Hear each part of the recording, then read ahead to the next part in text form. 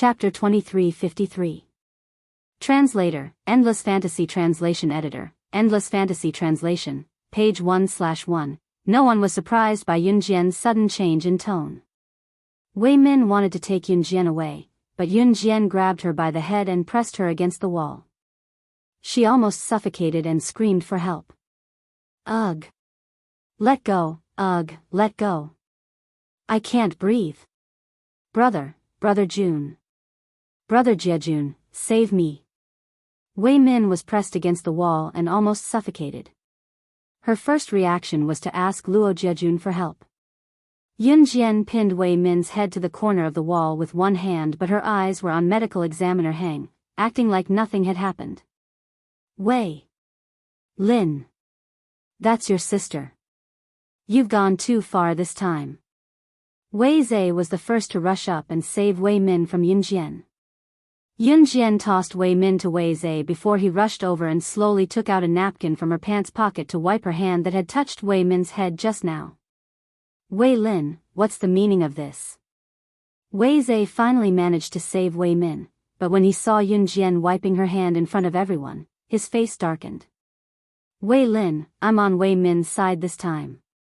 You've gone too far. Luo Jiejun's lips curled as he spoke to Yunjian like he was ordering her. Luo Jiejun was high and mighty. In the past, whenever a girl spoke to him, the girl would be so excited that she couldn't sleep for a few days and nights. Hence, Luo Jiejun's words always had a sense of superiority. Captain Zhou, tell me all the information you've collected about Lin Jiayue. However, whether it was Luo Jiejun or Wei Zhe, Yunjian shouldn't ignore them. She crumpled the napkin into a ball and threw it into the trash can nearby without looking at it. Okay. Captain Zhou nodded and reported. According to the information I collected about Lin Jiayue this morning, there were only two major events that happened to Lin Jiayue recently. One was a few days ago. Lin Jiayue took the lead to bully a girl named Ling Qianqian. The other thing happened half a month ago. After a boy confessed to Lin Jiayue in public, Lin Jiayue humiliated him in public. According to insiders, after the boy was humiliated by Lin Jiayue, he lost all his love for Lin Jiayue and has been harboring hatred in his heart. He discussed with some other boys to teach Lin Jiayue a lesson. After Captain Zhou's words, everyone's eyes darkened. Only this much information? Then how should they investigate? Luo Jiejun, Hong Ling, and the others were stunned. Just as Luo Jiejun and the others were wondering where they should start with such a difficult case where there was no trace of the murderer at the scene, Yunjian suddenly spoke up. I'll go check Lin Jiayue's body. After that, Yunjian walked towards the autopsy room. Heng medical examiner also had the same idea, so he entered with Yunjian. Luo Jiejun and the others pondered for a while before following him. At that moment, Yunjian had already lifted the white cloth covering the body on the operating table. From the looks of it, the deceased should have drowned and suffocated to death. I'll dissect the body. Heng medical examiner saw this and was about to put on his equipment to perform the autopsy. The cause of death of the deceased could not be discerned with the naked eye. The existence of a medical examiner was to let the dead speak. Some corpses seemed to have drowned to death, but the real cause of death was not what it appeared to be. At this time, it was necessary for a medical examiner to perform an autopsy and find the cause of death from the organs of the corpse. Therefore, an autopsy was needed. Finding the cause of death of the deceased was only to find the murderer faster. There's no need to look for it. It was stabbed to death by a silver needle. Just as Heng medical examiner was about to do it, Yunjian suddenly said. After that, Yunjian did not wait for anyone to react. She walked to the corpse and pulled out a silver needle from the long hair on the scalp of the corpse. Everyone who saw this scene was shocked. Yunjian had not touched the corpse in such a secluded place. How did she find it so quickly? Even Heng medical examiner was stunned. However, just as everyone was shocked, Yunjian curled her lips.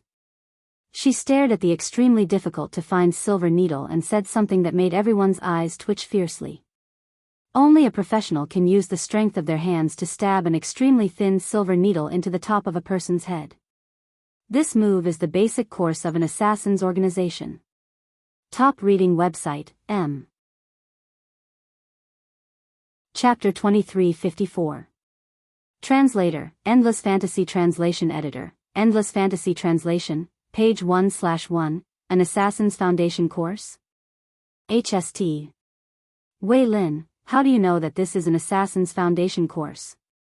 Before anyone could speak, the red-haired Hong Ling spoke first.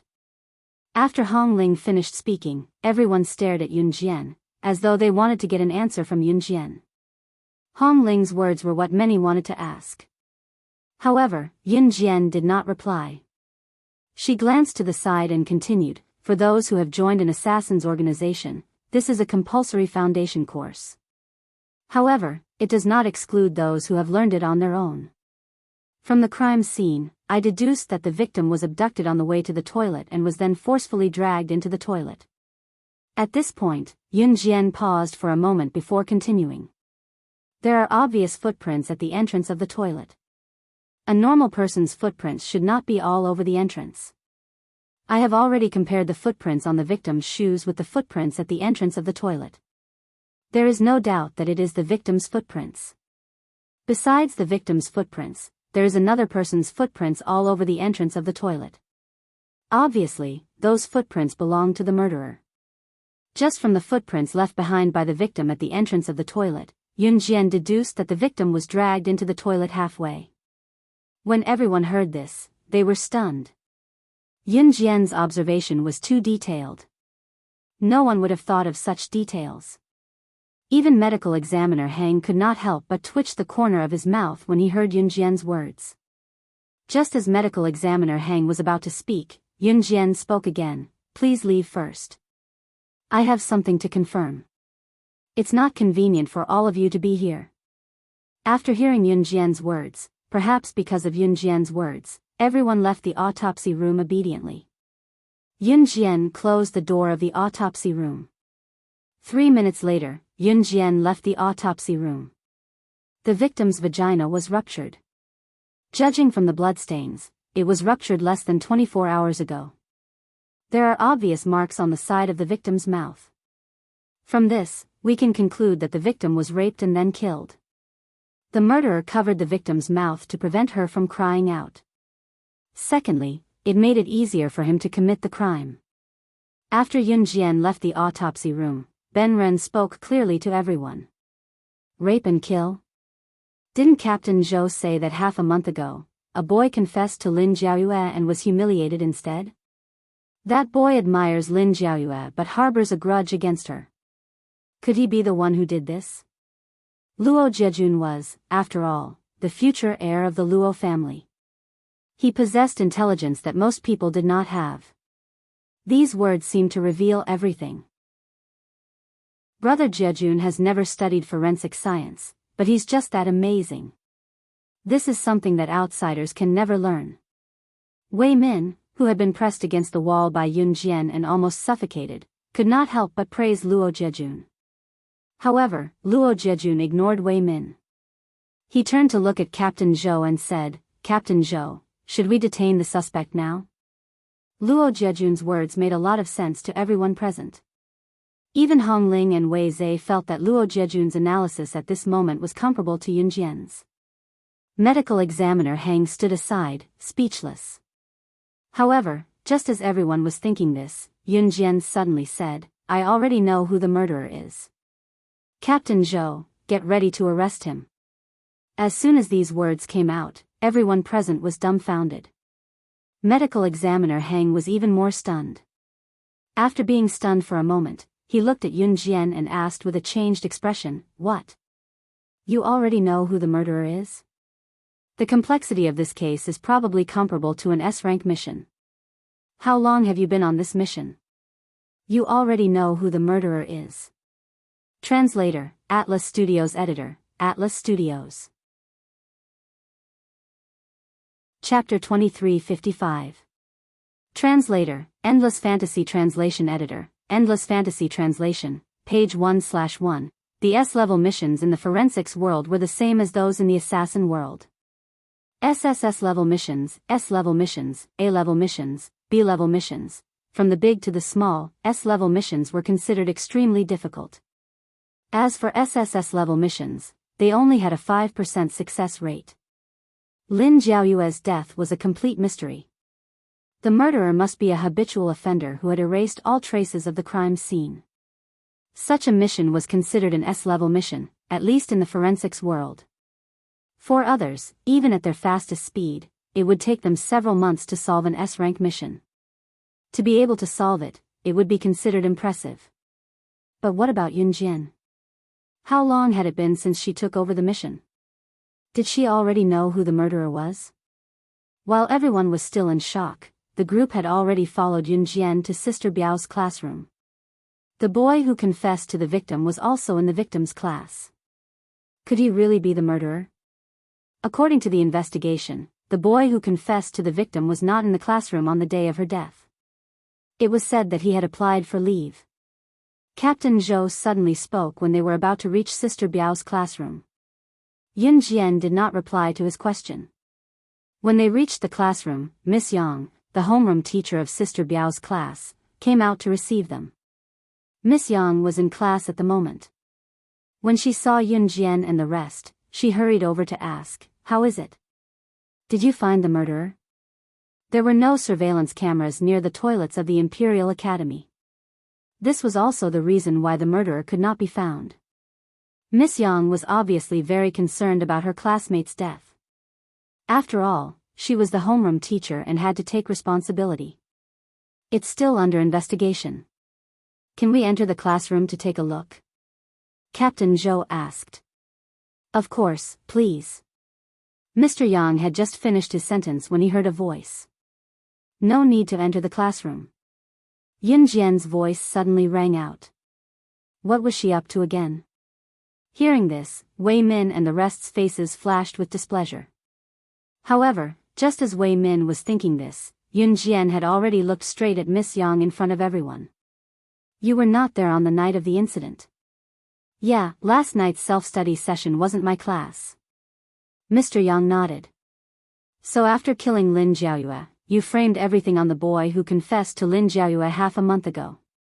Do you really think that no one knows what you've done, Teacher Yang?" Yun Jian narrowed her eyes, looked at Teacher Yang, and suddenly said. As soon as these words were spoken, everyone present was stunned. What are you talking about?" Mr. Yang was also stunned. He looked at Yun Jian and said in a daze. "You are indeed very capable. You destroyed all the evidence at the scene, but from the beginning, your expression told me everything." Yun Jian ignored Mr. Yang's rebuttal and continued speaking. Upon hearing Yun Jian's words, Teacher Yang suddenly laughed coldly. After that, Mr. Yang stopped arguing. He reached out and tore off the human skin mask on his face. Then, in front of everyone present, he said, "Haha. So what? That's right, I'm not that idiot Yang Jihong. That fool had already gone to hell. But even if you found out about me, what can you do? Before I retired, I was an ace assassin in the International Underground Assassin Organization. I'm already very surprised that you were able to find out that it was me who did it. But if you want to capture me with just your group of trash, then you're all delusional. What police, what medical examiner? In my hands, you're just a group of small fries." Mr. Yang suddenly changed his face and claimed to be an ace assassin in the Underground Assassin Organization. This identity scared Luo Jiajun and the others. Captain Zhou and medical examiner Hang were not in a hurry to turn back. Assassin. And he was an ace assassin in the underground. Everyone present was scared by this change and took 3 steps back. However, just as everyone's face changed and kept retreating, Yun Jian, who stood in the same place without moving, suddenly raised her eyes. That pair of deep black eyes was now stained with a trace of blood red. Then, she looked at Teacher Yang, and suddenly curled her lips into a cold smile. Then, in front of everyone present, she said to Teacher Yang, a sentence that shocked everyone present. "Ace assassin in the underground? Which organization are you from? How dare you be so arrogant in front of me? Do you know, when I was in the assassin and secret agent world, you didn't even know what I was. Translator, Atlas Studios Editor, Atlas Studios. Chapter 2356. Translator, Endless Fantasy Translation Editor, Endless Fantasy Translation, page 1/1. Once Yun Jian said that, everyone's eyes widened in shock as they bulged out of their sockets. What did she say? When she was in the world of assassins and secret agents? To be able to say something like that, it meant that Yun Jian was an assassin and secret agent. She had also been in the world of assassins and secret agents. Then her true identity was, little brat, are you even 18 years old?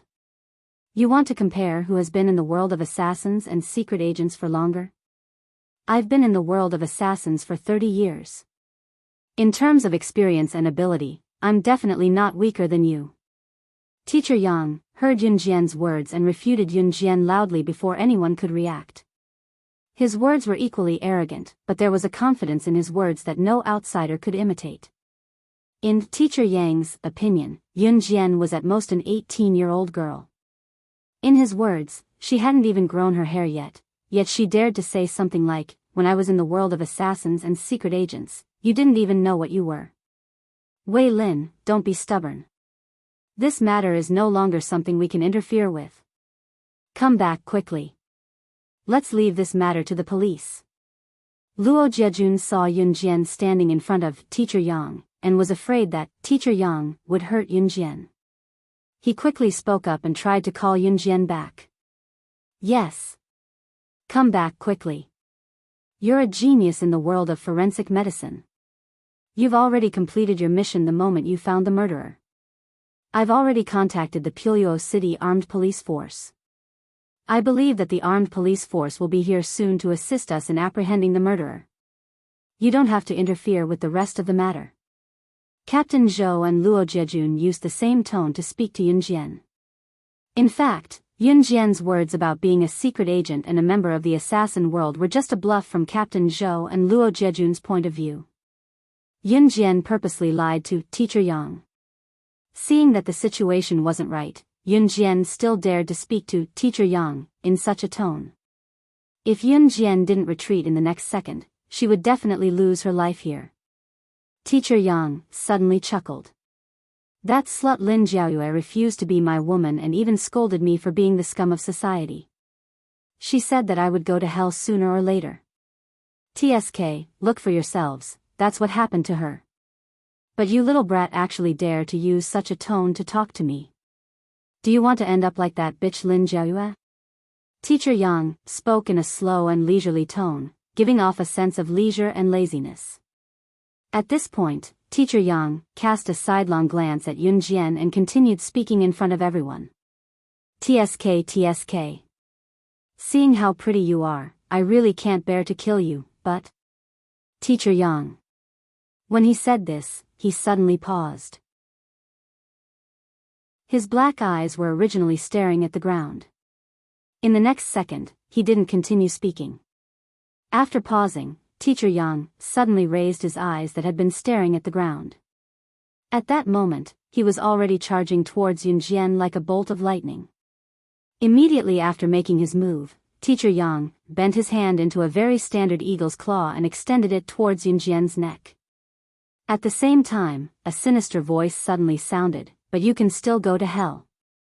Teacher Yang's sudden attack made everyone present unable to react in time.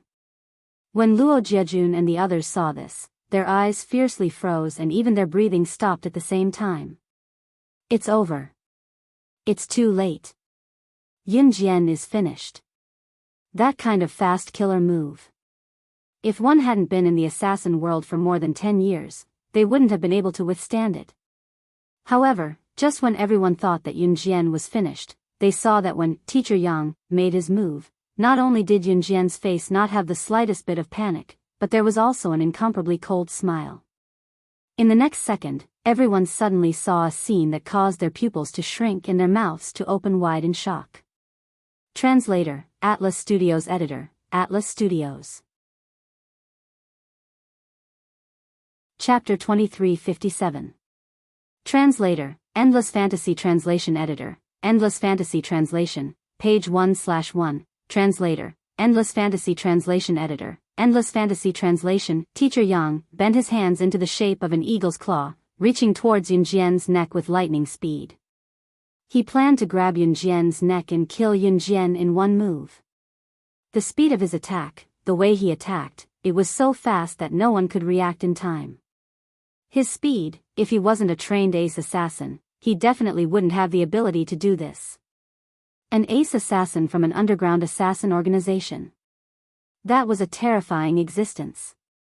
To the police, an ace assassin who had undergone strict training, who had been through life and death situations, and who had grown up in a survival of the fittest environment, was simply a nightmare. But even so, a powerful ace assassin from an underground assassin organization would still be caught by the police. But at least for now, Captain Zhou and the few ordinary policemen he brought from the police station, plus Luo Jiejun, Wei Zhe, and the other students, as well as Hang Medical Examiner, there was no way they could compete with Teacher Yang. Not to mention saving Yun Jian from the murderous Teacher Yang, who belonged to a group of terrifying assassins from an assassin organization. No. Wei Lin. Dodge. Luo Jiejun's face suddenly changed. He was so scared that his face suddenly turned pale, even his teeth started to tremble. Luo Jiejun was so scared that his face suddenly turned pale, his teeth trembling, because he was afraid that Yun Jian would be killed by Teacher Yang. During this period, Luo Jiejun had been paying more and more attention to Yun Jian. At this moment, Yun Jian was like a cloud of fog to Luo Jiejun. The secrets she carried were like a bottomless pit that attracted Luo Jiejun's attention. If Yun Jian died, then all of this would be gone. So Luo Jiejun couldn't bear it, and almost at the same time, he shouted out these words in a hoarse voice. If it was said that Wei Min had never seen Luo Jiejun's various actions before. But at this moment, when Wei Min saw that Luo Jiejun was about to be killed by Teacher Yang, because of Yun Jian, she screamed on the spot. Wei Min's face hardened again, her nails digging into her flesh. Die. Die. Ha ha ha. Go to hell like Lin Jiaoyue, that untouchable bitch. Ha ha ha. However, the crowd only saw that Teacher Yang had already arrived in front of Yun Jian. At that moment, Teacher Yang's hand had already curled into an eagle's claw and was about to grab Yun Jian's neck and deliver a fatal blow. No. Luo Jiejun, Captain Zhou, Hang Medical Examiner, and a few other people who cared about Yun Jian all let out a fatal cry. Just as the crowd screamed and closed their eyes in despair, waiting to see Yun Jian's neck snapped with a crack after Miss Yang grabbed her and killed her on the spot, Yun Jian's face suddenly turned pale. All the others saw was a flicker in Yun Jian's eyes. The next moment, just as Teacher Yang's hand was about to reach Yun Jian leaned to the side and dodged Teacher Yang's attack. Then, in a flash, she appeared behind Teacher Yang. Even Teacher Yang did not have time to react at this speed. Everyone was shocked, but Yun Jian hooked Teacher Yang with her leg and tripped him. The moment Teacher Yang was tripped and fell to the ground, the two butterfly knives in her hands flew out. The saber flashed in an instant and slashed through the meridians of Mr. Yang's wrists and ankles at the speed of lightning. Poof! Blood splattered everywhere. The blood drew a curve in the air and sank into the dust on the ground. This speed was so fast that Teacher Yang did not even have time to react. It was so fast that everyone present widened their eyes. Ah! Teacher Yang's scream suddenly rang out. In the next second, Yun Jian stepped on Mr. Yang from the back and sneered at him in front of everyone. Mr. Yang, you're the one who's being bullied. I already said that when I was in the assassin and secret agent world, you didn't even know what you were. Crippling your limbs. In the past, you were barely considered something, but now you're a complete piece of trash. Translator, Atlas Studios Editor, Atlas Studios. Chapter 2358.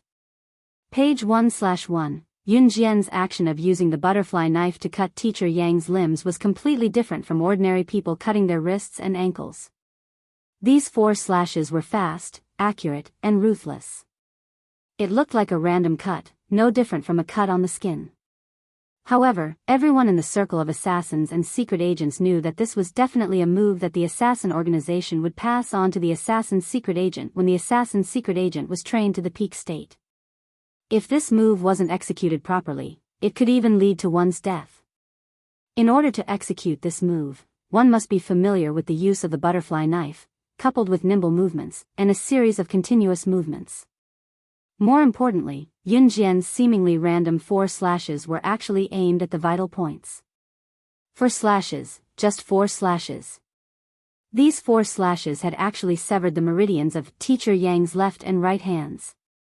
In other words, Teacher Yang would never be able to lift his hands, or walk with his feet. His hands and feet were completely and utterly crippled.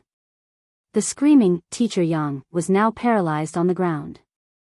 He looked at Yun Jian in horror, his face no longer having the arrogance he had when he was shouting at Yun Jian. That move just now. That move was indeed a killer move from an assassin organization. Moreover, it was one of the most difficult killer moves to learn among the killer moves. As far as I know, there are no more than 10 people in this world who know how to use the same move as you did just now. Who are you? Mr. Yang, who was paralyzed on the floor, did not even care about the pain of his limbs being crippled. His eyes rolled up and his eyes were wide as he stared at Yun Jian, like he was trying to find an answer from her face. You can take him away now. You can interrogate him however you want. Also, for this mission, please erase the record of my assistance. Thank you. Yun Jian didn't say anything else. She inserted the 2 butterfly knives into her thighs, then turned and left after speaking to Captain Zhou. If your assistance is reported, it will be recorded as a great merit. Are you sure you want to erase the record of your assistance and even the main person who succeeded in this mission? Captain Zhou couldn't help but ask when he saw Yun Jian turn and leave. Erase it. Unexpectedly, Yun Jian didn't even stop. She left these 2 simple words and left. For a forensic doctor, fame was more important than anything else. Successfully solving a case wasn't just a monetary reward for a forensic doctor, it was also a rise in fame. Only with a rise in fame would you be able to get more cases in the future, and more people would hire you to solve cases. When Hang's medical examiner heard Yun Jian's reply, he was stunned. He finally understood. Why was Yun Jian, a person who was invited as a special guest by the top international medical institution, not at all famous internationally? That was because she had solved the case and didn't care to leave her name. This result stunned Hang's medical examiner. It also made Luo Jiejun and the others gulp hard. If an ordinary person had Yun Jian's ability to solve a case, they would have bragged to the heavens. But what about Yun Jian?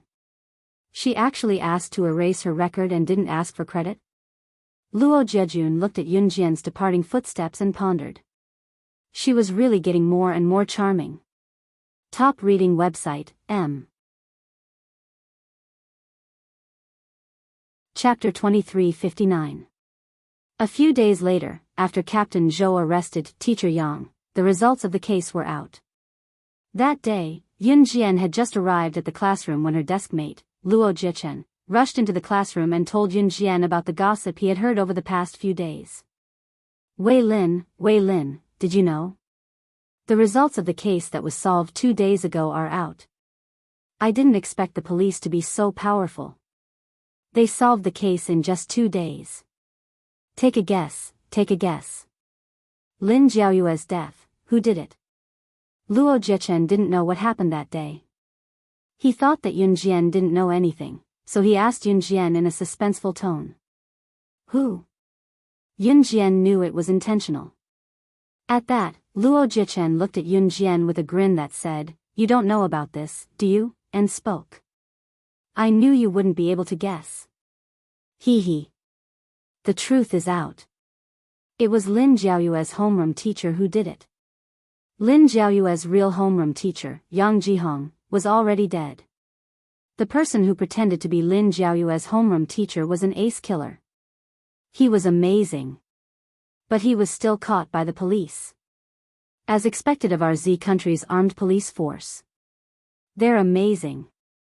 The real reason why Teacher Yang killed Lin Jiaoyue was because Lin Jiaoyue was bold and unrestrained, but she fell in love with Yang Jihong, who was already married at that time. He was Lin Jiaoyue's real homeroom teacher. Teacher Yang originally lived as an ordinary person. He once met Lin Jiaoyue by chance and confessed to her that he wanted her to be his mistress. Lin Jiaoyue refused, so Teacher Yang killed Yang Jihong in revenge and pretended to be Yang Jihong to trick Lin Jiaoyue into going to the toilet. But who knew that Lin Jiaoyue found out that Yang Jihong was disguised by Teacher Yang, so she wanted to run away. In the end, she was dragged to the toilet by Teacher Yang. After a round of violence, Teacher Yang killed Lin Jiaoyue with a silver needle with a perverted mind of revenge. He then pretended that Lin Jiaoyue had committed suicide by soaking her head in the toilet. Everything was settled. It could only be said that Lin Jiaoyue was very unlucky to have met Teacher Yang, an ace assassin from an assassin organization. Sometimes, when a person's luck starts to deteriorate, you can't stop it. You can even choke to death while drinking water. That's how it works. On this day, Yun Jian went to the school cafeteria for breakfast. She really wanted to eat sauerkraut today, so she brought some sauerkraut and gave it to the cafeteria auntie to add into the stir-fried noodles. After that, he placed the fried noodles in front of a table and sat down to eat. It was really strange. These days, her appetite was getting bigger and bigger. In the past, Yun Jian's appetite was not small, but now, her appetite was 3 times as much as before. Therefore, Yun Jian's bowl of fried noodles was equivalent to 3 bowls of ordinary fried noodles. It was Yun Jian who deliberately asked the cafeteria auntie to prepare 3 servings. Damn, Wei Lin, you're eating so much again. Luo Zhechen stepped on the stool and jumped onto it. He sat on the stool, holding a lunchbox that was 1/3 the size of Yun Jian's stir-fried noodles. He stared at her in a daze. Yun Jian responded softly and continued to eat her noodles. At this moment, Luo Zhejun, Wei Zhe, Wei Min, and Hong Ling just happened to walk past the table where Yun Jian and Luo Zhechen were sitting. At this moment, Luo Zhechen was looking at Yun Jian with great interest. When Luo Zhejun and the others walked past Yun Jian, Luo Zhechen suddenly said to Yun Jian. Hee. Wei Lin, don't tell me you're pregnant. I heard that women eat a lot when they're pregnant. And to be able to eat 3 times more than ordinary people, this means that there are 2 in your stomach. Don't tell me you're pregnant with twins. Please remember the domain name of this book. Mobile reading website. Chapter 2360. Luo Zhechen was grinning as he said this, his face full of ridicule. As he spoke, his deep black eyes seemed to stare at Yun Jian's stomach that wasn't bulging, and he was all smiles. Suddenly hearing Luo Zhechen's words, Yun Jian's hand that was holding the stir-fried noodles suddenly paused. Zhechen. What nonsense are you talking about? You're usually ignorant and incompetent in the academy, hanging out with your hooligan friends every day. I don't care about you anymore. But what kind of nonsense are you spewing out of your mouth? Wei Lin is still a pure and innocent girl, she hasn't even had a boyfriend, how could she be pregnant? Luo Zhejun had just walked past Yun Jian and Luo Zhechen when he suddenly heard Luo Zhechen's words. Luo Zhejun stopped almost at the same time, turned around and scolded Luo Zhechen. Luo Zhejun suddenly stopped and said such words to his younger brother Luo Zhechen. This action shocked everyone present.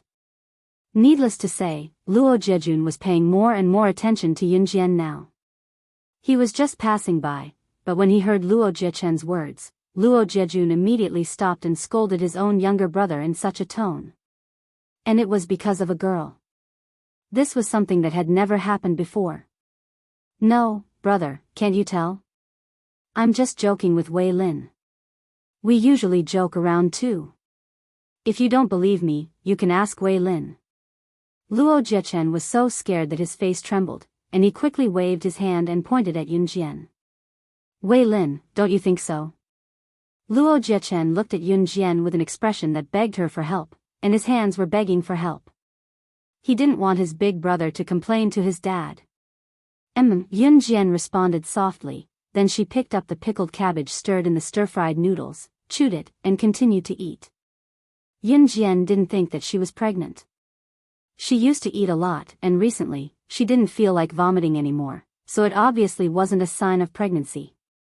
Moreover, even if she was really pregnant, she definitely wouldn't let Luo Jiajun and the others know. Luo Jiajun, Wei Min, and the others had their own thoughts when they saw that Yun Jian was too lazy to say anything else after replying. Not long after, Yun Jian finished her meal and left. From the beginning to the end, she did not pay any attention to Luo Jiajun, Wei Min, and the others. Captain Zhou came to see Yun Jian for the last time. He brought Yun Jian the last news about Sister Biyao, who was also Lin Jiaoyue. Lin Jiaoyue's family was very wealthy. Her family's cash flow was enough to buy 10 of the largest and most expensive private helicopters in one go. Men tend to be fickle when they have money. Lin Jiaoyue has a father who has multiple wives. Modern society didn't allow polygamy. Lin Jiaoyue's biological mother died early, and her stepmother married her father. Lin Jiaoyue's father also kept as many as 10 female students or mistresses in their 20s. Later, Lin Jiaoyue's father simply brought his mistress and the children they had outside home to live together. Only one wife could register a marriage certificate. However, the country didn't stipulate that one couldn't keep mistresses, nor did it stipulate that everyone couldn't live together. Lin Jiaoyue's father had many sons and daughters, so it didn't make much of a difference. Moreover, Lin Jiaoyue's father favored boys over girls. Because Lin Jiaoyue was a girl, he had always disliked her. Lin Jiaoyue grew up in such a family. She was bullied by her half-siblings and her father's mistresses since she was young. She grew up without any sense of existence, so she yearned to become stronger. It was also because of this that she began to madly learn taekwondo, judo, and so on just to become stronger. She wanted to be like a well-liked boy, and she wanted her only biological father to pay attention to her. In school, she bullied others because she wanted people to pay attention to her. All of this was recorded in Lin Jiaoyue's codebook. Captain Zhou handed the last page to Yun Jian and said, "This codebook should be the deceased's diary when she was alive. You're mentioned in it." Yun Jian took it and flattened the pages of the codebook. She saw that the last page of Lin Jiaoyue's diary was written on it. "Not long ago, I saw Ling Qianqian despising her father in the market again. Her father was poor and sold vegetables in the market, but her father was really good to her, so good that it made me envious. When can my father be like her father and care about me a little more? Even if it's just a little more, even if our family is as poor as her family, or even poorer, it doesn't matter. I have hands and feet, I can support my father and myself. I don't care about money. I just want to live with my parents." So when I saw Ling Qianqian, I couldn't help but want to bully her.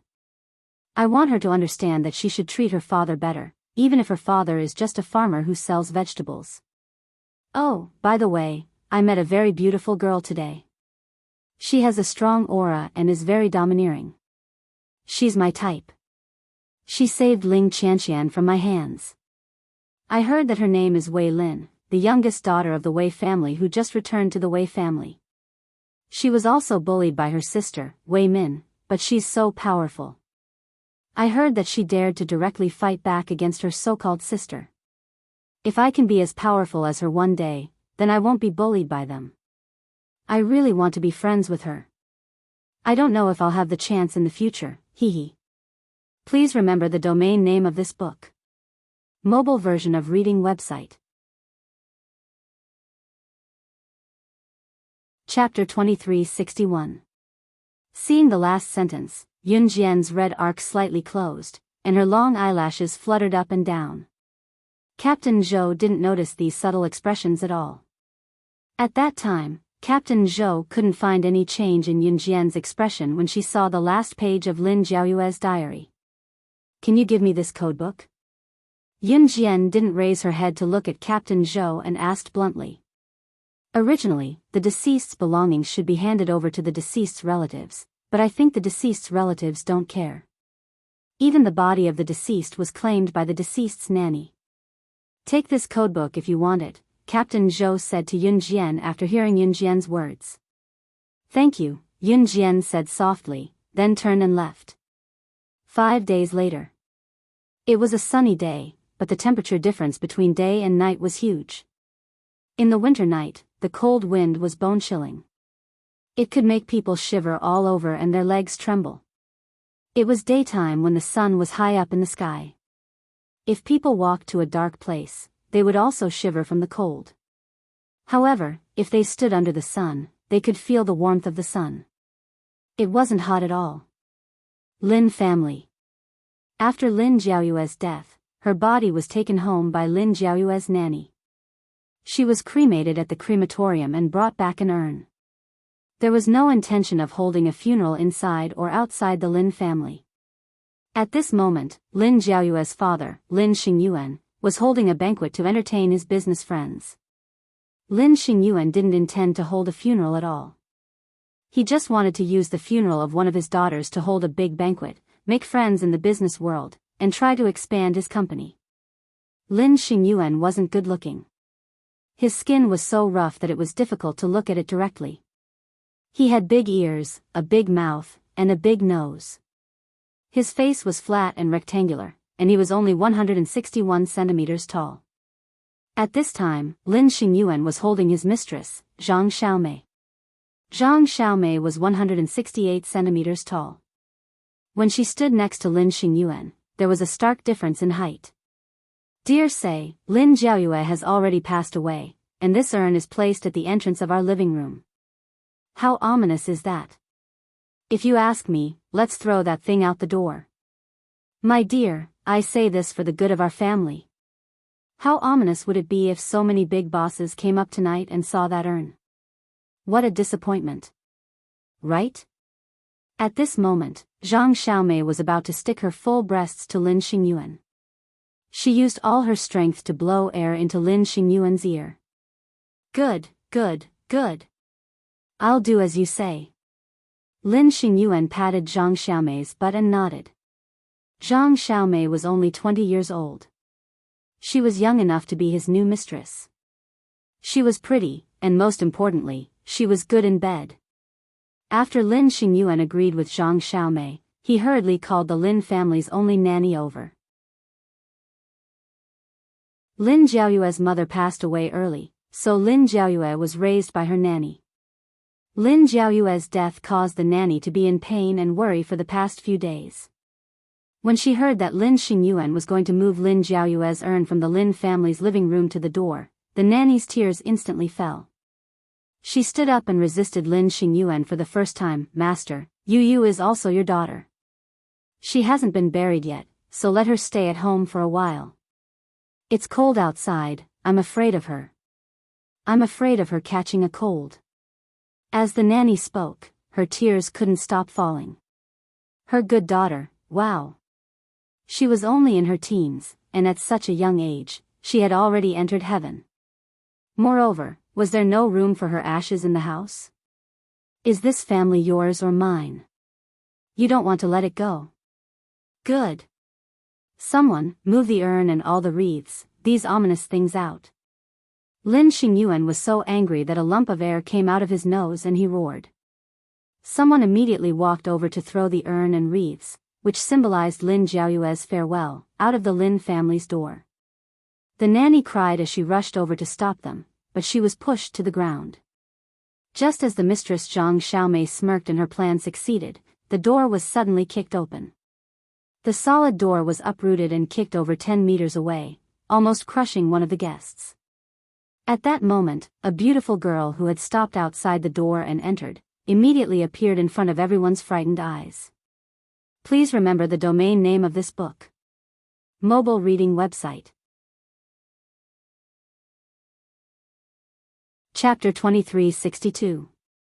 When Yun Jian appeared in front of everyone present was so shocked that they trembled violently. Who was this young girl who suddenly appeared in front of everyone? Looking at her age, she shouldn't be more than 18.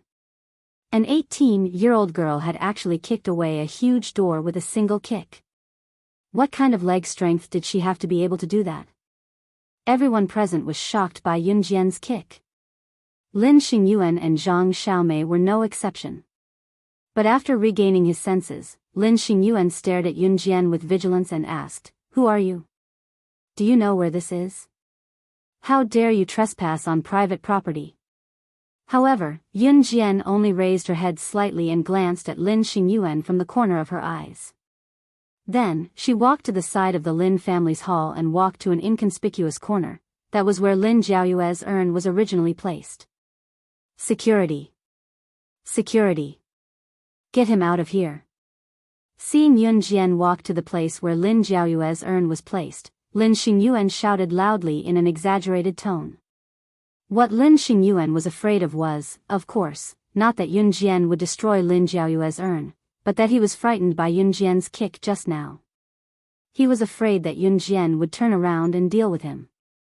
Just as Lin Xingyuan was shouting in a frightened voice, the nanny suddenly gritted her teeth and rushed 2 steps in front of Lin Xingyuan. Then, in front of all the guests, she knelt down in front of Lin Xingyuan. "Master. I beg you. Today is Yu Yu's last day in the Lin family. Don't let her leave sadly. That little girl should be Yu Yu's friend. Let her send Yu Yu off. I beg you. I beg you, master." The nanny couldn't stop crying. She kowtowed to Lin Xingyuan while pleading loudly. After all, the nanny had worked in the Lin family for decades. Moreover, she was his own flesh and blood, so Lin Xingyuan nodded and agreed after hearing this. However, just as Lin Xingyuan was about to nod and agree, "Dear, I've seen Yeye's friend before. That woman just kicked our door in front of Yeye's morning hall. She's definitely not Yeye's friend. Also, putting the urn in the main hall is really inauspicious. My dear, don't you love me anymore?" Annoying, Zhang Xiaomei grabbed Lin Xingyuan's hand and used her chest to touch Lin Xingyuan's head while acting coquettishly. "My dear, you're right. Go and get the urn and all that stuff out. Put it at the back door." Hearing Zhang Xiaomei's coquettish voice, Lin Xingyuan's lower body tightened. He quickly listened to Zhang Xiaomei's words and asked someone to move Lin Jiaoyue's urn to the back door. She didn't even allow Lin Jiaoyue to leave the Lin family's main gate. However, as soon as Lin Xingyuan finished speaking, a ping-pang sound was suddenly heard. Hearing this voice, everyone looked in the same direction. Not far from where the sound came from, Yun Jian was already standing in front of Lin Jiaoyue's urn. They saw a clean butterfly knife thrown directly on the table by Yun Jian. After making a loud noise in this quiet place, it appeared in front of everyone. Suddenly seeing this clean butterfly knife, everyone's face suddenly froze. At that time, Yun Jian was looking at the black and white photo of Lin Jiaoyue's smiling face above Lin Jiaoyue's urn. She was expressionless in front of everyone present. When everyone's faces changed dramatically in horror, she said, "You and I are the same. We both live in a world where we can't help ourselves.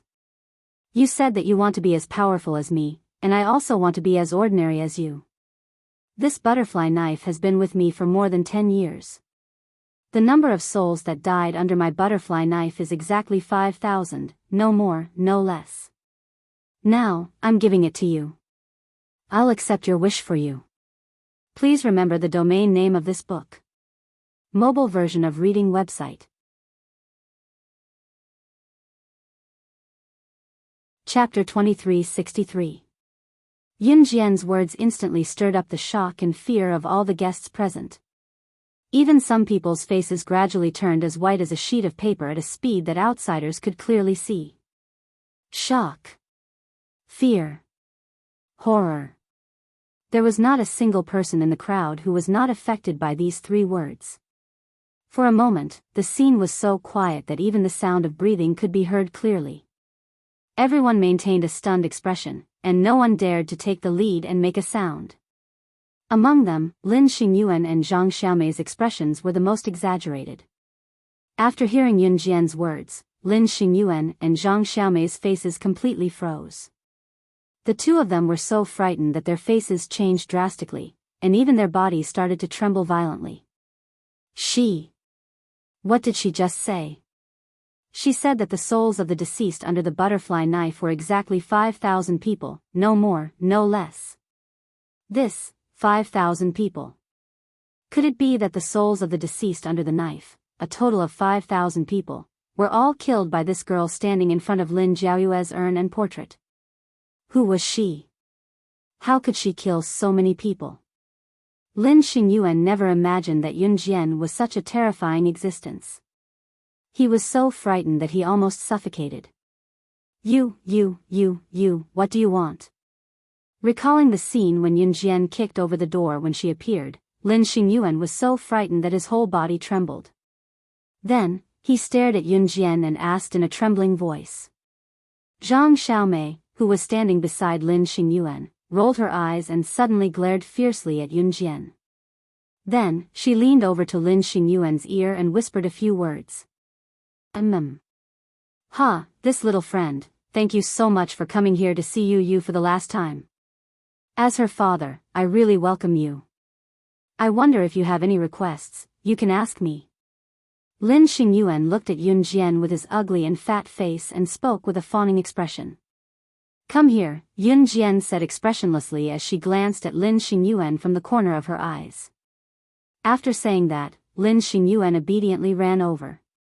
While running over, Lin Xingyuan also carefully looked at Yun Jian. Io, this little girl is so pretty. If he could be like Zhang Xiaomei, that little slut, and take this little girl into his harem. Lin Xingyuan had an evil thought in his heart. This little girl was only 2 years younger than Zhang Xiaomei. Although he was 1 or 2 years older than them, he was rich. Moreover, an older man would dote on her. Lin Xingyuan muttered in his heart, could it be that this little girl had taken a fancy to him? After all, there weren't many men who were as rich and doted on women as he was. While thinking, Lin Xingyuan arrived in front of Yun Jian. Yun Jian had already noticed that Zhang Xiaomei had sneaked out the door, but she was too lazy to pay attention to her. Instead, she stood in front of Lin Xingyuan and threw a white piece of paper in front of him. Pick it up and read it. Lin Xingyuan was afraid that Yun Jian would make a move on him. He quickly picked up the white note on the ground and read it. Daddy loves you. What the hell was this? Lin Xingyuan was just thinking about it when he saw Yun Jian take out a codebook that wasn't too thick, but it wasn't too thin either. She asked him to get someone to bring a basin of fire. Yun Jian burned the codebook in front of everyone. Other than Yun Jian, no one else knew or saw that there was a small piece of paper on the last page of the codebook. That small piece of paper, along with the codebook, was completely buried in the basin of fire. A second before it was destroyed, Lin Jiaoyue's fresh and delicate words were still flickering in the light of the fire. My wish, I really want to hear Daddy say it again. Daddy loves you. Please remember the domain name of this book. Mobile reading website. Chapter 2364. No one knew what Yun Jian was doing just now. They all thought that Yun Jian was crazy. But at this moment, as the master of the Lin family, Lin Xingyuan, didn't say anything. Naturally, the VIPs and guests who were invited to the Lin family were even more unwilling to appear. When the small note and codebook in front of everyone's eyes completely disappeared along with the fire in the basin, Yun Jian turned and walked towards the door when the fire in the basin started to fade. Behind Yun Jian was the flickering fire, and Yun Jian walked towards the Lin family's door under everyone's eyes. She accepted her wish on her behalf. She didn't have the right to care about other things. Everyone had their own fate. Yun Jian wasn't someone who meddled in other people's business. Just as Yun Jian walked out of the Lin family's door, Zhang Xiaomei, who had snuck out just now, suddenly brought a group of bodyguards and blocked Yun Jian at the Lin family's door. That's her. She was so cocky just now. She even threw a knife in front of Lin Jiaoyue and said something like, the number of souls that died under my butterfly knife is exactly 5,000 people. So cocky, so cocky. Zhang Xiaomei brought a group of bodyguards and blocked Yun Jian's way. Little girl, you're so young, but you know how to brag? You even said that you killed 5,000 people? So cocky. Then little girl, may I ask when you started killing people? 8 years old? Or 9? Ha ha ha, you don't even have a draft when you're lying. You kill people every day. It's extremely difficult for you to kill 5,000 people. Even professional killers aren't as cocky as you. I'm impressed by your bragging. I can't help but be impressed. Haha. When one of the bodyguards heard Zhang Xiaomei's words, he chuckled and said coldly. At this moment, Lin Xingyuan and the guests in the room were all gathered at the door. Zhang Xiaomei actually went to call the bodyguards to save the situation.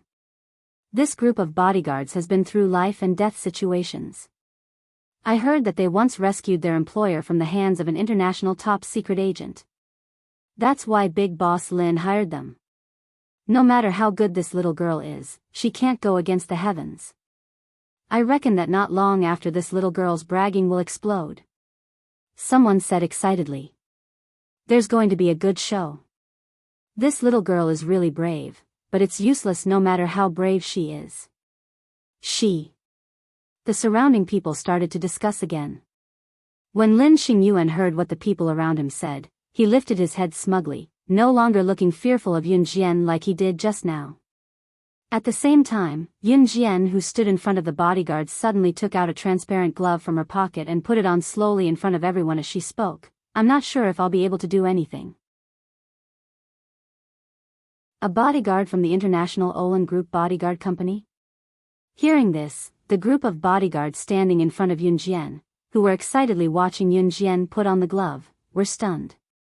One of the bodyguards stood in front of Yun Jian and said, "How did you know?" Hearing this, the guests, Lin Xingyuan, Zhang Xiaomei, and the others were all stunned. However, before the crowd could react, Yun Jian spoke again. Her voice was mixed with a hint of arrogance. The next moment, the words that came out of her mouth made everyone present feel a wave of fear. Coincidentally, I have a grudge against the International Olin Group bodyguards. Since you've delivered yourself to my doorstep, I'll send you on your way. Please remember the domain name of this book, .com. Wonderful Book Mobile Version Website, .com. Chapter 2365. As soon as Yun Jian finished speaking, the surrounding people didn't even know when Yun Jian held the 2 shiny butterfly knives in her beautiful hands that had just put on transparent gloves. When everyone present reacted to Yun Jian's words, their hearts suddenly trembled and their faces suddenly changed. Lin Xingyuan, who was standing not far away, suddenly stared at Yun Jian and said loudly, "Your weapon. Isn't your weapon already on the table in front of the morning hall? Why do you still have a knife on you?" Just now, Yun Jian placed her only weapon in front of Lin Jiaoyue's urn and portrait. The clothes she was wearing weren't thick. Just from the appearance, it seemed that she had already handed over all her weapons. That was why Lin Xingyuan dared to stand in front of all the guests and take the lead to look directly at Yun Jian. Hearing this, Yun Jian didn't reply to Lin Xingyuan's words. She just held her 2 butterfly knives and rubbed the blades of the 2 butterfly knives against each other. Then, her eyes slightly raised. "What did you say?" "The previous chairman and president of our Olin Group Bodyguard Company were killed by you." "Then you are." The bodyguard who represented the bodyguards to speak to Yun Jian heard Yun Jian's words and spoke again in a frightened tone. The sudden change in the bodyguard's expression made everyone present dumbfounded. "What's going on?" "The previous chairman and president of our Olin Group Bodyguard Company suddenly died. I heard that it was done by a woman who was 1.65 meters tall, had a slender figure, and wore a ghost mask on her face. That woman carried a Gatling gun in front of all the company's executives and directly killed the previous chairman and president in the company's board of directors meeting. In the future, the company's executives directly issued an order that if we meet that woman in the ghost mask in the future, we must back down." Another bodyguard trembled as he recounted what had happened that year in front of everyone present. The meaning of these words was that the bodyguards of the International Olin Group Bodyguard Company must never provoke the other party. Even if they didn't listen to their employer's orders, they were not allowed to provoke that terrifying woman. "Oh. I thought that those guys would secretly send people to hunt me down. I didn't expect that they would forget about the past and even order their subordinates not to attack me. When Yun Jian heard the bodyguard's words, her deep eyes narrowed slightly and her beautiful red arc calmed down. Could it be that this girl was someone that even the International Olan Bodyguard Company didn't dare to provoke? After hearing the bodyguard's words, Lin Xingyuan's heart suddenly trembled, but he suddenly let out a big sigh of relief. Since she knew that her former enemy didn't care about the past and decided to make a move on her, then this young lady probably wouldn't make a move on this group of bodyguards, right? At this moment, Lin Xingyuan was afraid that he would be implicated, so he was so scared that his expression changed. He forced a harmless smile on his face. Just as Lin Xingyuan was thinking this, Yun Jian's crisp voice sounded as expected, "Then I won't kill you." After these words were spoken, for some reason, under Yun Jian's oppressive aura, everyone heaved a huge sigh of relief. Lin Xingyuan also heaved a huge sigh of relief. However, just when Lin Xingyuan and everyone present thought that Yun Jian would stop, a scene that made everyone forget to breathe suddenly occurred in the next second.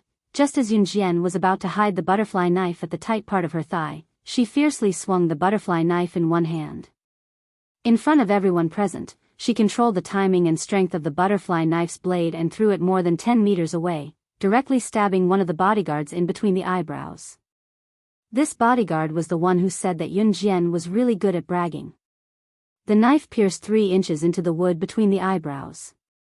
This bodyguard was already dead before he even realized the danger. He directly fell to the ground, dead. When everyone saw this, they were so frightened that their faces suddenly changed. In the next second, Yun Jian's red arc curved. She pursed her lips again in front of everyone present, and then her cold words made everyone present tremble in fear. "This is a meeting gift for you. Let me tell you, the new chairman of the Olan Bodyguard Company, don't think that I don't know what he's doing behind my back. Otherwise, I'll go over and take his dog life at any time. Please remember the domain name of this book." Mobile reading website. Chapter 2366.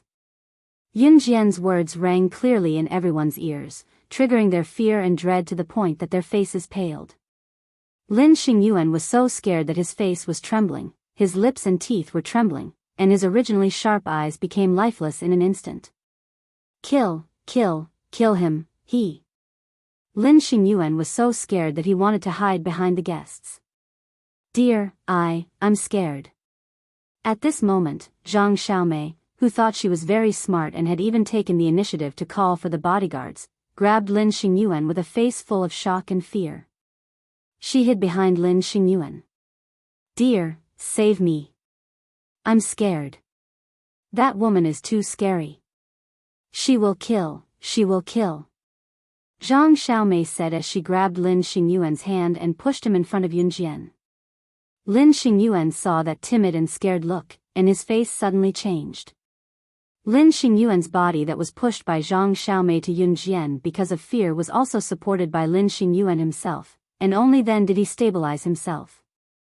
At first, he wanted Zhang Xiaomei to be his mistress because not only was she young, but she also said that she loved him. She said that she would give up everything for him, even her life. If a bad person appeared one day, she would be the first to stand in front of him and protect him. When Lin Xingyuan heard this and saw Zhang Xiaomei's face full of vows, he really believed her. He thought that she was an innocent and pure girl who really loved him and was willing to die for him. But if Yun Jian really wanted to kill them, Zhang Xiaomei would run over and hide behind him, and she would push him towards Yun Jian. If Lin Xingyuan didn't stand firm, he would have already thrown himself towards Yun Jian. It was conceivable that after Yun Jian killed one of the bodyguards, he would fall and hit the muzzle of the gun, and what would happen to him? It was also at that moment that Lin Xingyuan's mind suddenly jolted. His face trembled as he suddenly recalled that a few decades ago, there was once a daughter that he loved to the bone who grabbed his hand and calmly said to him, "Don't worry. Daddy. Yaya loves you."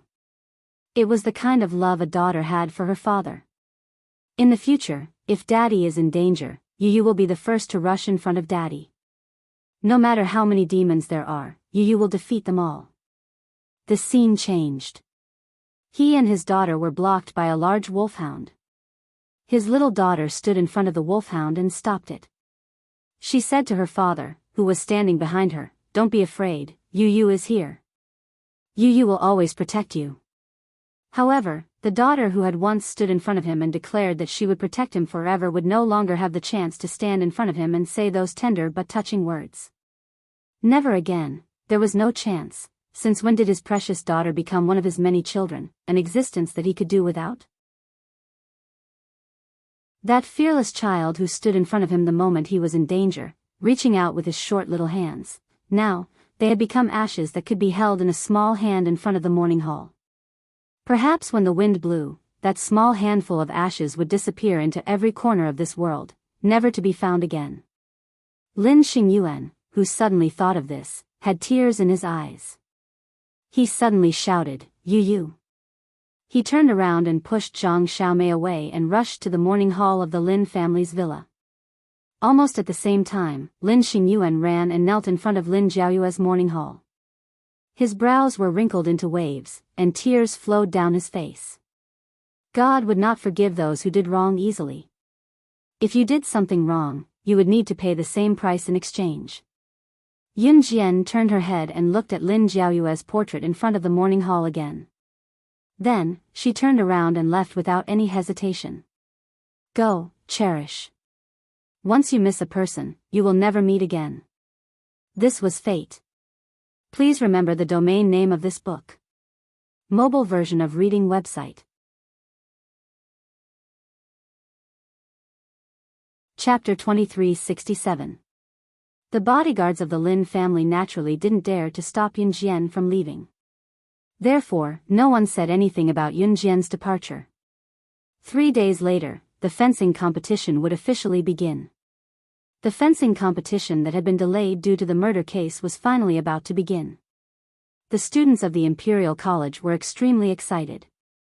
On the night before the competition, Yun Jian and all the students who were participating in the competition were called together to visit the palace of the Imperial College.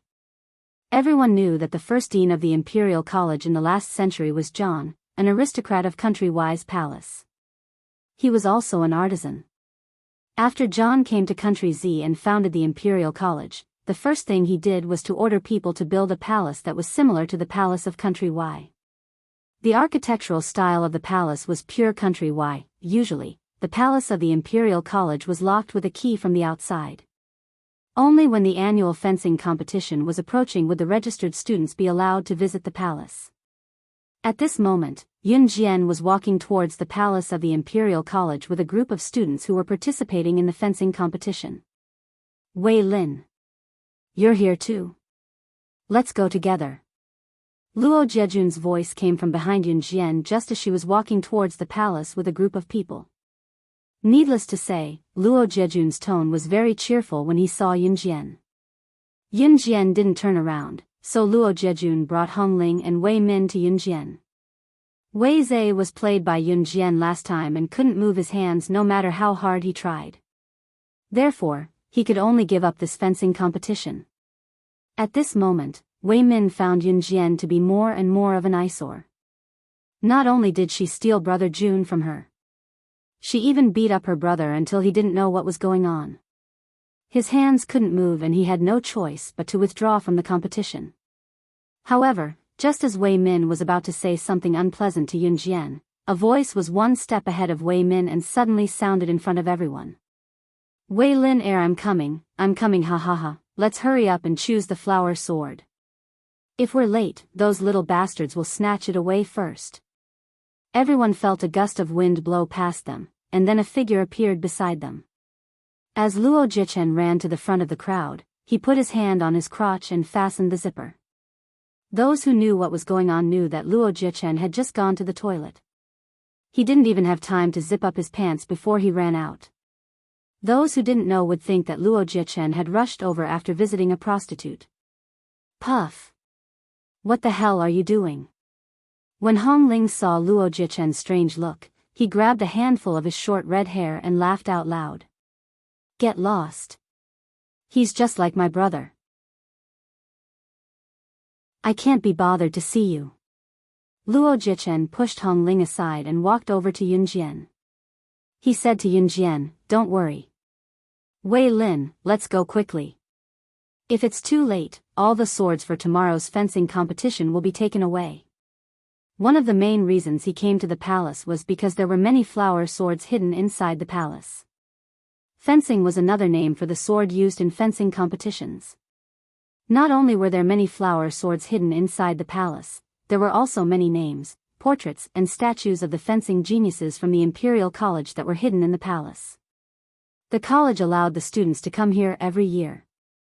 Other than choosing a suitable flower sword for their competition, they also wanted the students to visit the names, portraits and statues of the fencing geniuses from the past and remember the glorious history of the past.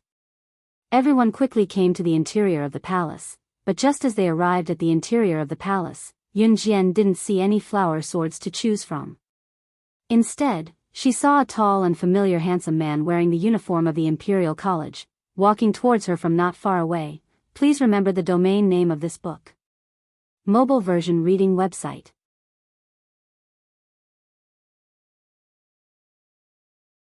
Chapter 2368.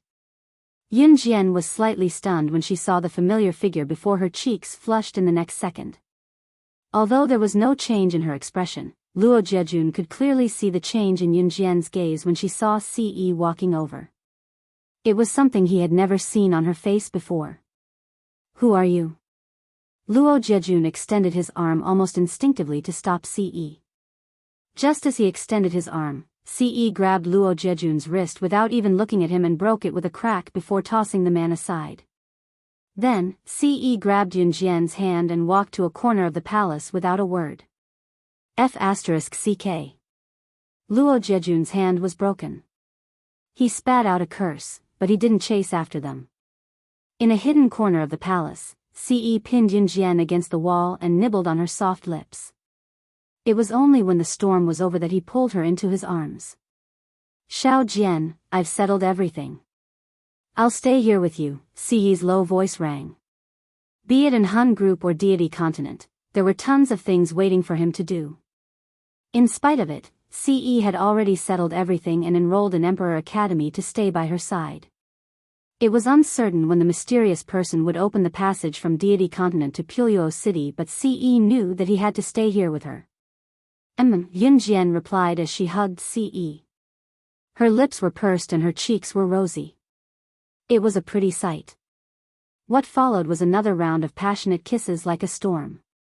By the time Yun Jian and Ce came to the public side by side, Luo Jiejun had already reattached his hand that was broken by Ce. Luo Jiejun was a martial artist, so reattaching a broken hand was a piece of cake for him. "Wei Lin, he's..." When Luo Jiejun saw Yun Jian and Ce coming over, he pointed at Yun Jian and asked loudly like he was catching an adulterer in the act. Luo Jiejun could clearly see that Yun Jian's lips were much redder than before, as if someone had kissed her for a long time and left a mark on them. Her man, Ce clasped Yun Jian's hand without hesitation and led Yun Jian past Luo Jiejun.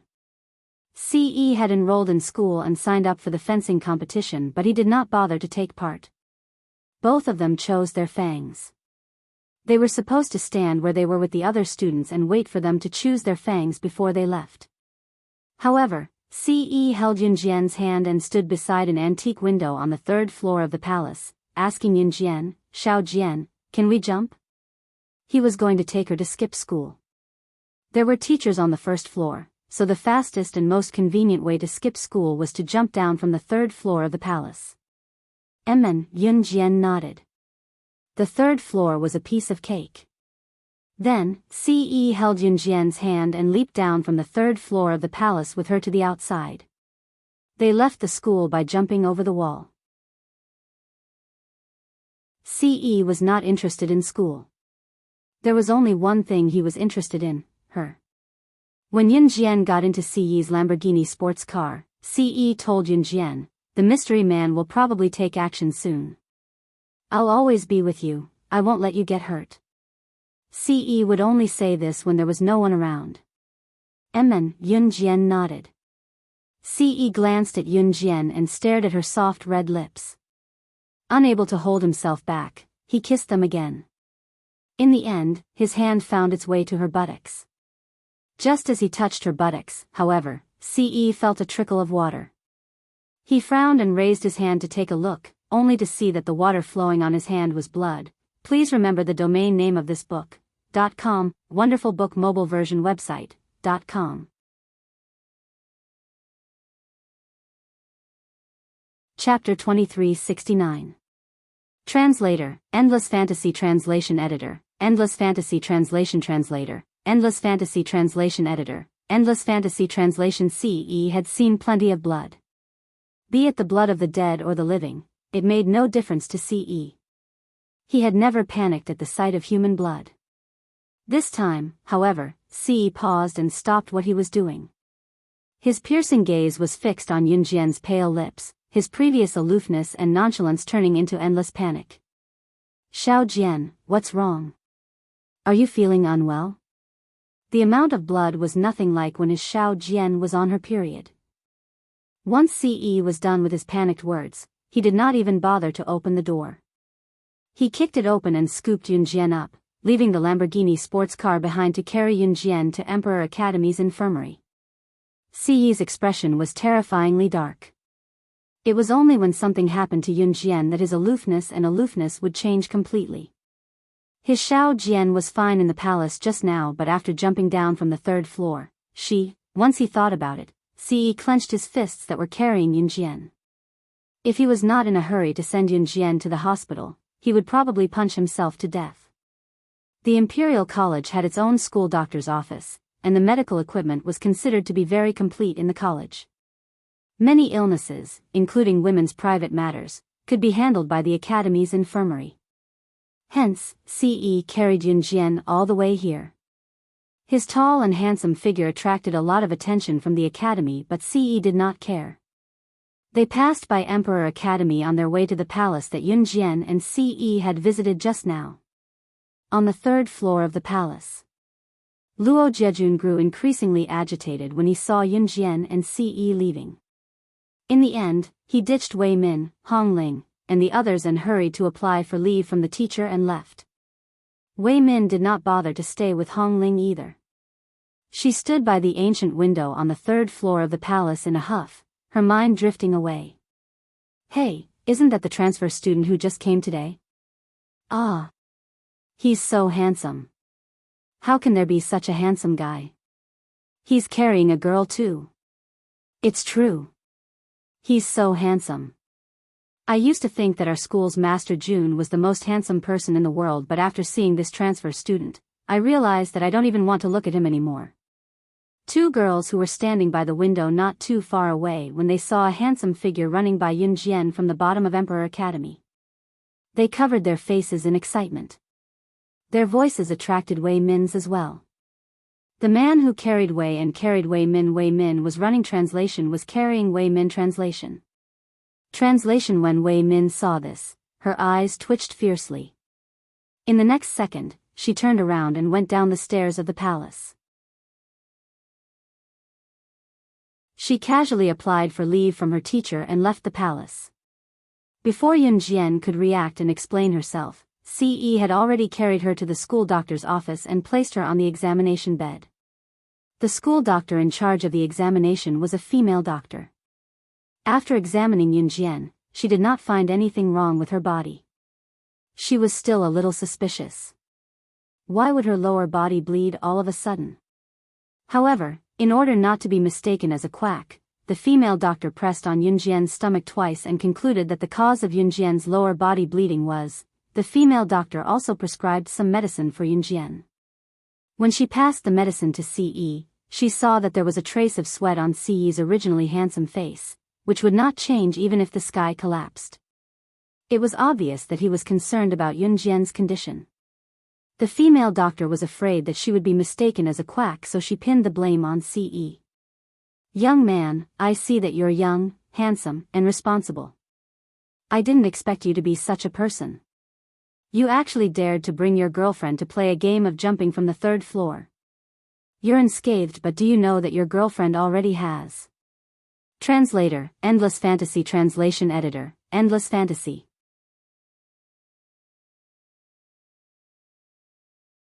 Chapter 2370. Translator, Henyi Translations Editor, Henyi Translations Yunjian is probably XX, page 1/1. Just now, the female doctor had asked Ce if Yunjian had done any strenuous exercise before she bled profusely down there. In the end, Ce told her that he had jumped down from the 3rd floor of the palace with her. Oh my God. One floor of the palace was twice the height of a normal residential building. Jumping down from the 3rd floor of the palace was equivalent to jumping down from the 6th floor. The female doctor thought it was a miracle that she didn't die from the fall. What was even scarier was that the baby in the girl's stomach was completely fine. That was 2F*King amazing. Even now, the female doctor still didn't know what was going on with the pool of blood that was flowing out of Yunjian's lower body. Dr. Jiang. Have you finished prescribing the cold medicine I asked you to prescribe for me last time? However, just as the female doctor was about to finish her sentence, a clear female voice came from outside the school's infirmary. The owner of the female voice interrupted the female doctor and strode into the school's infirmary. Cough cough. As she spoke, the owner of the female voice covered her mouth and coughed twice. Then, the owner of the female voice seemed to have suddenly seen Yunjian and shouted at Yunjian in shock, Wei Lin, why are you here? The person who came was none other than Wei Lin, who had seen Ce carrying Yunjian into the school's infirmary. Wei Lin felt that something was amiss, so she followed along. Yunjian merely glanced at Wei Lin and did not respond to her. Wei Lin's motive wasn't that. When she saw that Yunjian was ignoring her, she walked over and dragged the female doctor, who was called Dr. Jiang, out of the school's infirmary. Dr. Jiang, my cold is getting worse. Please give me my medicine first. Cough cough. Dr. Jiang was dragged away by Wei Min, but before she left, she didn't forget to say to Ce, all right. You can leave later. Your girlfriend is fine. Remember to take care of her body when you go back. Don't play games like jumping down from the 3rd floor of the palace next time. Ce heaved a sigh of relief when he heard that Dr. Jiang was fine. His clean black hair was already soaked in sweat. One could imagine how scared he was just now, but he didn't show it on his face. After Dr. Jiang walked out of the school's infirmary, Yunjian tugged at Ce's sleeve. Ce turned to look at her. Yunjian's Dr. Jiang, Jiang, Dr. Jiang, Yunjian, and Jiang, Dr. Jiang, Dr. Jiang, Dr. Jiang. Dr. Jiang, Dr. Jiang, and Dr. Jiang. Dr. Jiang. Dr. Jiang, who had been pulled out of the infirmary by Wei Min, was dragged to a corner by Wei Min. Knowing that Wei Min was the eldest daughter of the Wei family, Dr. Jiang did not dare to provoke her.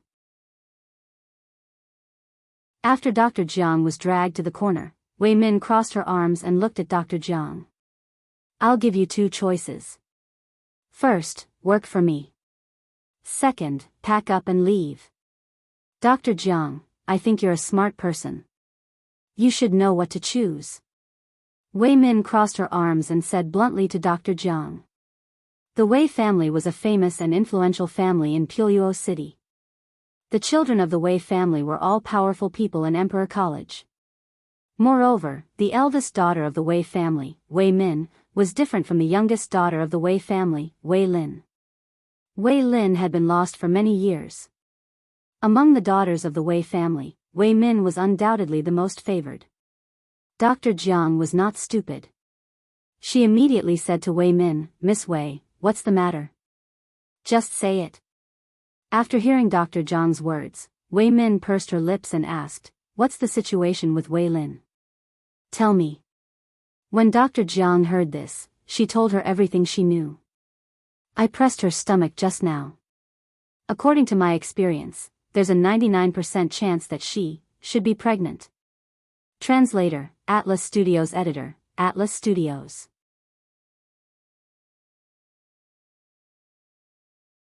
Chapter 2371. Translator, Endless Fantasy Translation Editor, Endless Fantasy Translation, page 1/1, what? Wei Min thought that she would hear something, but after hearing Dr. Jiang's words, her expression changed drastically.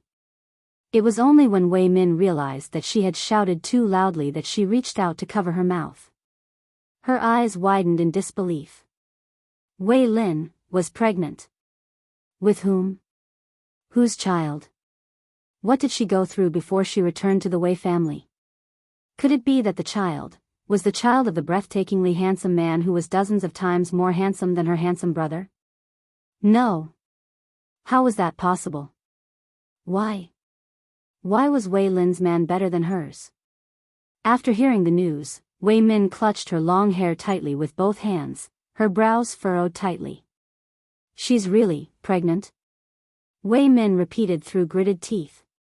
In fact, Yun Jian and Wei Min were already university students.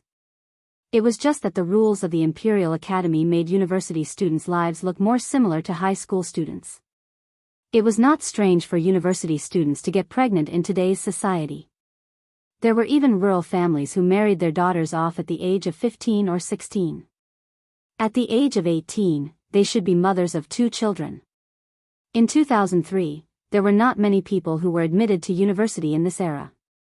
In the previous era, there were a lot of people who did not even study in high school, let alone go to university.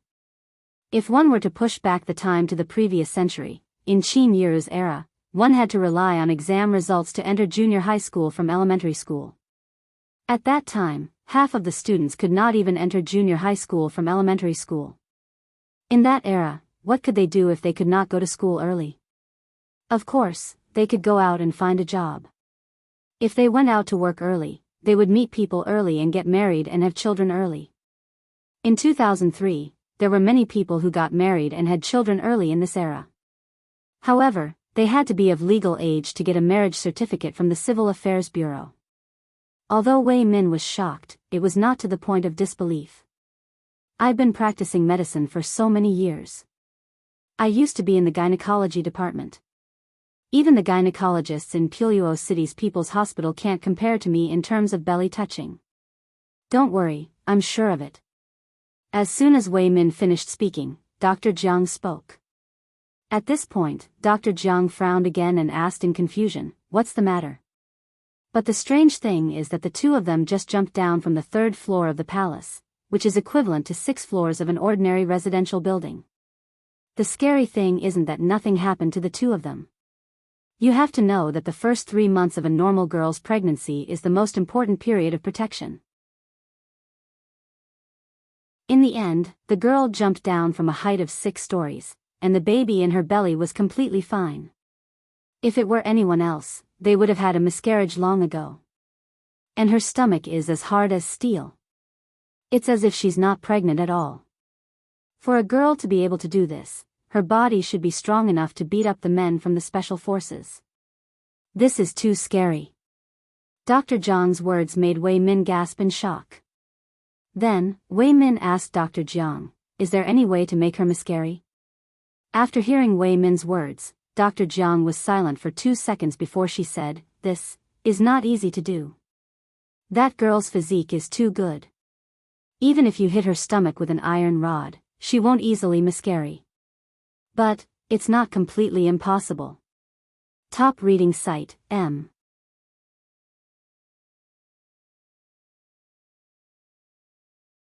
Chapter 2372. Wei Min did not expect Yun Jian's physique to be so good. Even a man from the special forces could not beat her. In spite of it, Wei Min's lips curled when she heard the latter half of Dr. Jiang's words. "Humph, Wei Lin, you're dead meat." Yun Jian and Ce left the school doctor's office after a short while. Yun Jian had hidden the blood bag with her because she predicted that someone would attack her soon. She wanted to test her ability. She wanted to pretend that she was stabbed and unable to fight back, causing her blood to splatter. However, she had predicted that scene. Before it happened, the blood bag broke when Ce pressed her down and kissed her in the car. Before Yun Jian could explain, Ce had carried her to the school doctor's office in a panic, which led to the scene just now. In fact, Yun Jian did not tell Ce immediately because she wanted to see how much Ce cared about her. It was only when Yun Jian saw clearly that the beads of sweat on Ce's forehead had stopped flowing when he realized that the puddle of blood was actually a blood bag. Grabbing a handful of strands of black hair, he went to Yunjian and hugged her. Xiao Jian, don't scare me next time. He was truly afraid that something would happen to his Xiao Jian. When it came to the people he cared about, he would be extremely concerned even if they were the slightest bit injured, afraid that something would happen to them. Ce cared about Yunjian more than his own life, which was why his first reaction when he saw Yunjian bleeding was fear. It was just that Ce did not show it on his face. Yunjian's lips curled up at Ce's words as she hugged Ce back. Yunjian was sitting on the examination bed with her legs dangling on the floor while Ce bent over to hug her. The angle allowed Yunjian to rest her chin on his shoulder. When Dr. Jiang came in again, Wei Min had already left. In front of Yunjian and Ce, she didn't mention what Dr. Jiang had said to Wei Min. Dr. Jiang also pretended not to know about Yunjian's pregnancy. She silently prescribed 2 sets of ordinary medicine for Yunjian without saying much. Take your medicine on time. All right, you can leave now, Dr. Jiang said. Upon hearing this, Ce grabbed Yunjian's hand and turned to leave. Dr. Jiang, who was sitting in the school doctor's office, shook her head as she watched Yunjian and Ce leave. Sigh, of all the people they could have provoked, they actually provoked Wei Min. Looks like this young couple won't last long. At this moment, Dr. Jiang had no idea that the future of Wei Min and her would be completely ruined because of today's decision. After returning home, Ce went upstairs to take a shower. Yunjian informed Wei Xiao that she would not be going back to the Wei family today. This was a temporary suite that Ce had bought. Since Ce had come to Biyao City, Yunjian was unwilling to go back to the Wei family as well. Since the blood in the blood bag was chicken blood, Ce had a slight obsession with cleanliness. Other than Yunjian, he despised anyone else's blood. After knowing that the blood left was chicken blood from the blood bag, Ce went to take a shower. Yunjian, on the other hand, was in the kitchen, cooking all sorts of dishes that she had made herself. Pickled cabbage soup, pickled cabbage fish, pickled cabbage stir-fried bamboo shoots, pickled cabbage pork blood soup. Each dish was inseparable from a pickled cabbage. When the dishes were almost done, Yunjian turned to turn off the gas and headed to the living room. However, the moment she turned around, Yunjian bumped into a meat wall. Xiao Jian. Ce hugged her easily. Ce, who had just taken a shower, smelled fresh and fragrant. She could not help wrapping her arms around his firm chest, her ample bosom bumping against his chest involuntarily. A certain pervert mistook this as a show of affection. How could Ce, a righteous youth, take it? In the next second, Ce lifted Yunjian's butt and placed her on the counter in the kitchen. Just as he placed Yunjian beside the counter, Yunjian wrapped her arms around his neck after a momentary daze. This action was a complete acquiescence to his naughty thoughts. Ce, who could not take it in the first place, tore off Yunjian's pants when he received her response. Please remember the domain name of this book. Mobile version.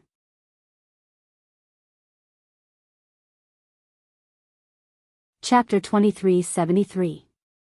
Page 1/1. After the passionate moment in the kitchen, Yunjian collapsed in Ce's arms. Ce carried her to the bathroom for a shower.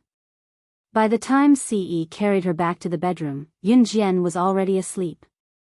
At this moment, Ce had no idea that Yunjian was pregnant.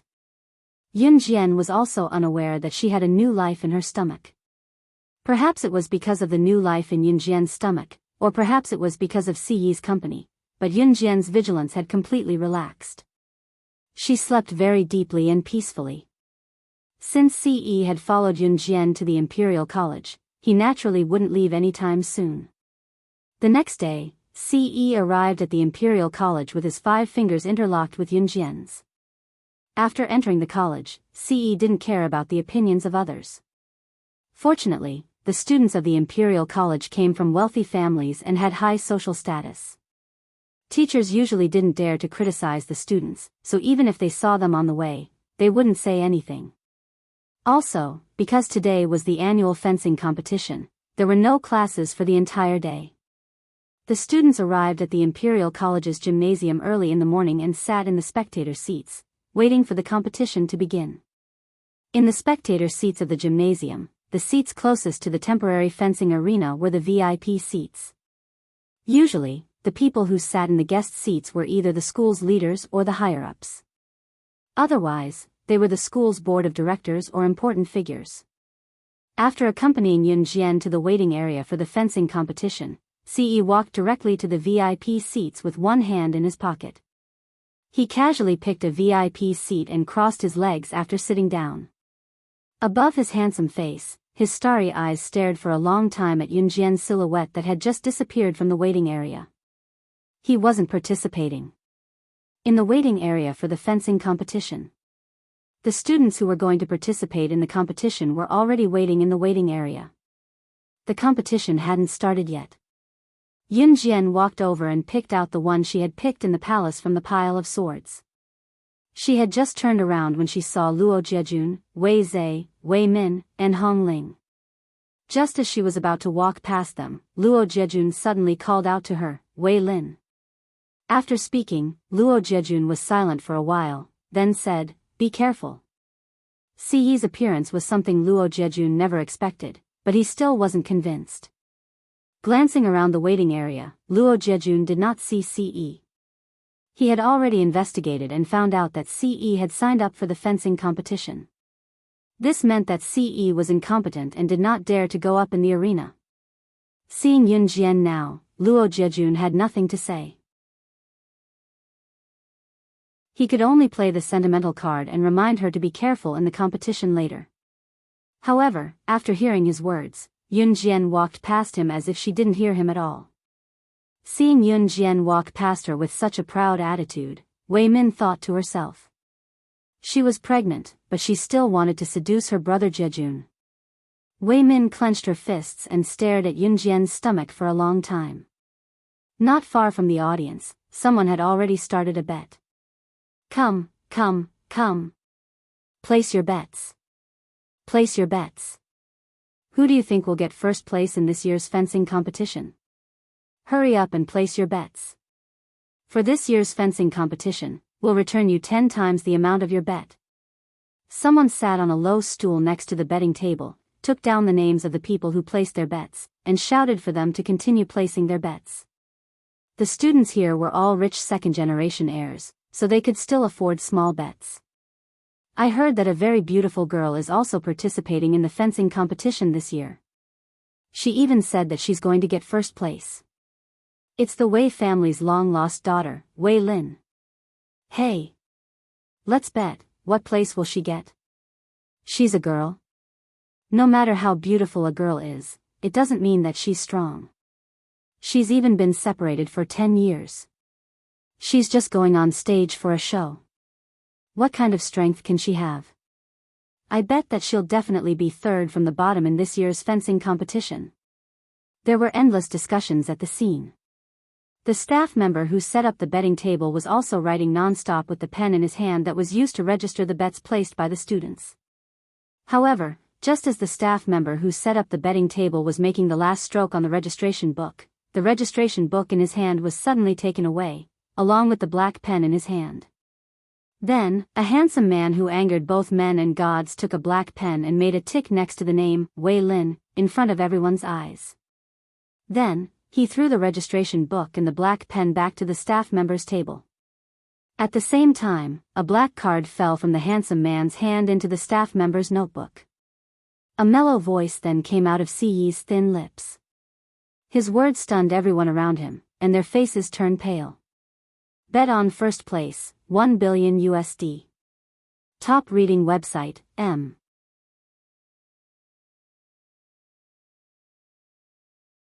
Chapter 2374. Page 1/1. When the black cards slipped out of Ce's hand and landed on the table of the casino staff, it was not only the staff but also the group of rich kids and second-generation heirs around them who were stunned by the sight. They didn't see wrongly. Ce had just put a tick next to the name, Wei Lin, which meant that he was betting on Wei Lin. $1 billion USD. Converted to RMB, it was a total of $6 billion. In this era, This amount of money was enough to be ranked on the list of the richest people in the country.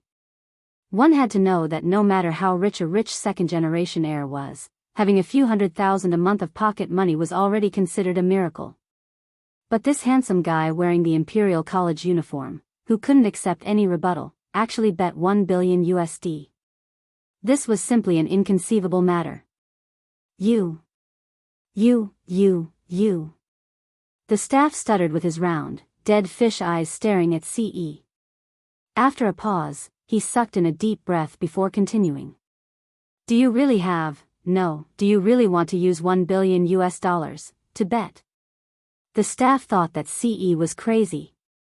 He must have bet his entire fortune on this bet. Furthermore, he had bet on a girl. Crazy. The fencing competition at the Imperial College had a history of 50 years, and there had never been a girl who won the championship. But he actually wanted to bet $1 billion USD, a huge sum that outsiders wouldn't even dare to imagine, on a girl. The probability of losing was abnormally high. And after the bet was placed, if the bet was wrong after the competition, it would be equivalent to the entire $1 billion USD going down the drain. Can't place a bet? CE frowned when he heard the staff's hesitation and stuttering, obviously annoyed. No. This amount is rather large. I'll ask the higher-ups for their opinion before making a decision. Please wait a moment. The staff hurriedly made a call to his higher-ups. Within a few minutes, he received a response. The higher-ups have already agreed. May I know your name? The staff hurriedly spoke to CE in an extremely respectful tone. Who knew that CE would ignore him and only left a sentence indifferently before turning to leave? $1 million USD, remember to transfer it to this black card. What he meant was that the girl named Wei Lin was definitely not going to be the champion of this competition. Everyone present was shocked by CE's words and couldn't calm down for a long time. CE, the culprit who started the chaos, had already left. There were 3 statues placed on the fencing field for the competition.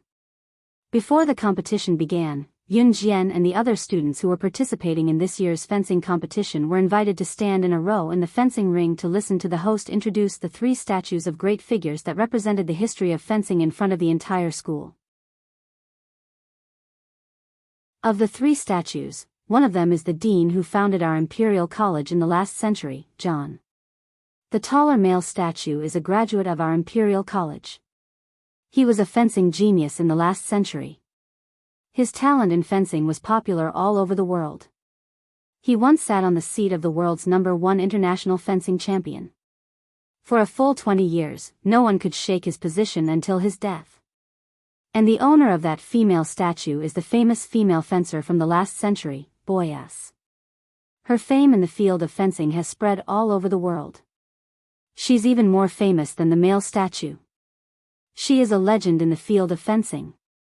No one has surpassed her since ancient times. Do you see the flower sword in her hand?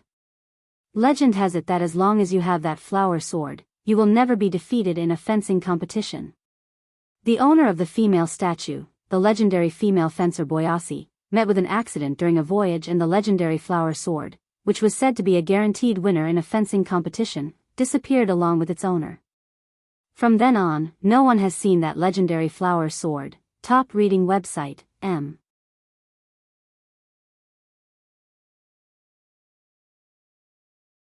Chapter 2375. Translator, Endless Fantasy Translation Editor, Endless Fantasy Translation, page 1/1, Bozha, a female fencer from the last century, had defeated countless world fencing champions, causing those male fencers who looked down on female fencers to lose face. Ever since she started competing in fencing competitions, she had never lost a single match. As for her legendary flower sword, it was said that as long as one held it, they would never be defeated. It was said that it was sentient. It was said that the sentient flower sword would only follow one master in its entire life. That legendary flower sword weighed at least 500 kilograms. Ordinary people would not even have the ability to lift a flower sword. Not to mention using that flower sword to spar with others. That legendary flower sword would only follow one master in its entire life. Unless its master passed away, it would then choose another master. However, the most important condition for that legendary flower sword to choose a new master was that the new master must be able to lift the 500-kilogram sword. It was also said that in the history of this world, only 3 people had ever lifted the flower sword. One of the 3 was Boyas, the last owner of the flower sword. It was said that countless people had tried to lift the 500-kilogram flower sword, but without exception, they had all failed miserably. Later on, the flower sword disappeared after its last master, Boyas, met with a mishap during a voyage. That was in 1942, a long time ago. After the host finished his speech, Wei Min looked at Yun Jian strangely, then she gave Yun Jian a disdainful smile, before speaking to the host in front of the entire school. My brother Jiejun, brother Hongling and I have been participating in fencing competitions since we were young, and we have heard a lot about the legendary female fencer, Bozha. This year, the 4 of us have imitated the invincible sword in the female fencer's hand. It weighs 50 kilograms. I believe that our ranking this year will not be bad. Wei Min said this with confidence. As she spoke, she turned to glance at Yun Jian again. There was a glint of smugness in her eyes that could not be ignored. Oh my God! As expected of the eldest daughter of the Wei clan, Wei Min, and the young masters of the 3 great clans in Biyao City, they are indeed powerful. He could even use an imitation of the legendary flower sword of the female fencer, Boyce, to create a different flower sword. That's amazing. Someone immediately said. Ordinary flower swords were very light. Most people who used flower swords would usually choose a lighter one to participate in competitions. Of course, only when experts were fighting, the heavier the flower sword, the higher the chance of winning. Luo Jiejun turned to look at Yun Jian smugly when he heard the compliments from the people around him.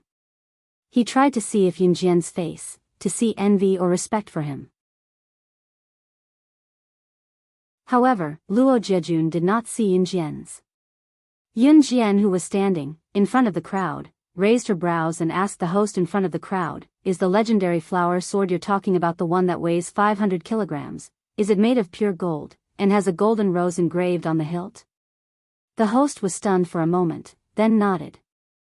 That's right. According to the legend, as well as the drawings left in the books, this is how it is depicted and drawn. Lin, why are you pretending to know when you don't know? This time, I didn't expect you to participate in the fencing competition, so I didn't prepare a replica of that legendary flower sword for you. But I know that you don't know, so don't. Wei Min pretended to be a good sister again and was only halfway through her words to Yun Jian when Yun Jian was interrupted. Yun Jian cut Wei Min off right in front of everyone and said with a smirk, "You're right. I'm sorry, but that legendary flower sword is now in my hands. It is one of my collections." Top reading website, M.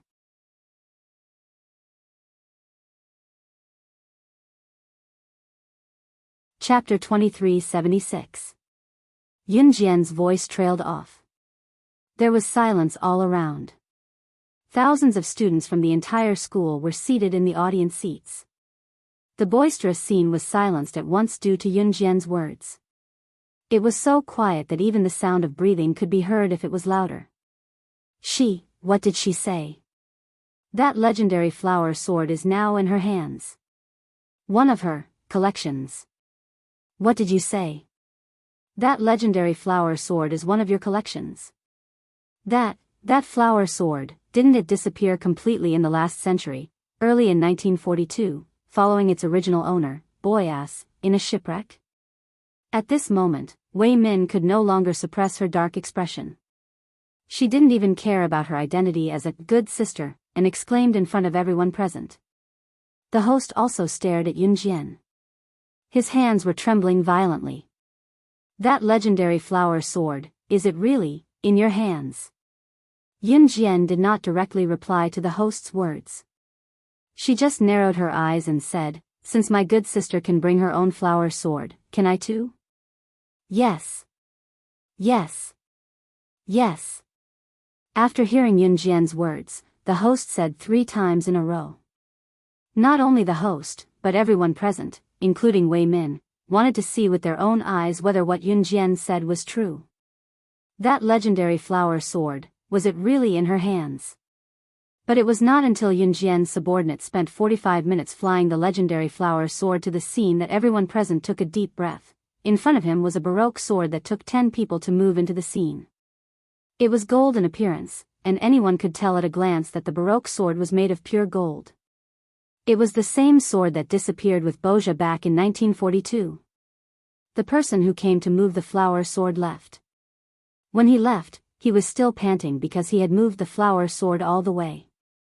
This is really the legendary flower sword. Luo Jiejun was stunned. He walked forward involuntarily, thinking that if he could lift this 500 kilograms flower sword in front of Yun Jian, breaking the record of being the fourth person in history to lift this legendary flower sword, then would Yun Jian be completely attracted to him. Luo Jiejun immediately reached out to lift the flower sword. However, to everyone's surprise, even if Luo Jiejun used all his strength, this legendary flower sword did not have the slightest trace of being moved. When the dozen burly men worked together to move this flower sword in, they were already sweating profusely. One could imagine how heavy this flower sword was. Found it. The flower sword that disappeared from this world for more than half a century. It appeared again. It was too magical. Amazing. Even the host put down the microphone in his hand in surprise and rushed to touch the flower sword. It was made of pure gold. However, just as everyone was attracted by this flower sword, a petite figure walked toward this legendary flower sword in front of everyone present. She's trying to lift the flower sword. She's just a girl. Oh my God. Even if she's the owner of this flower sword, she definitely can't lift it. The people around immediately noticed Yun Jian's intention and shouted out loud. Wei Min saw that Yun Jian immediately stood at the peak of everyone's attention. Even Luo Jiejun glanced at Yun Jian with a different kind of eyeball. She immediately rushed over to try to pull Yun Jian back.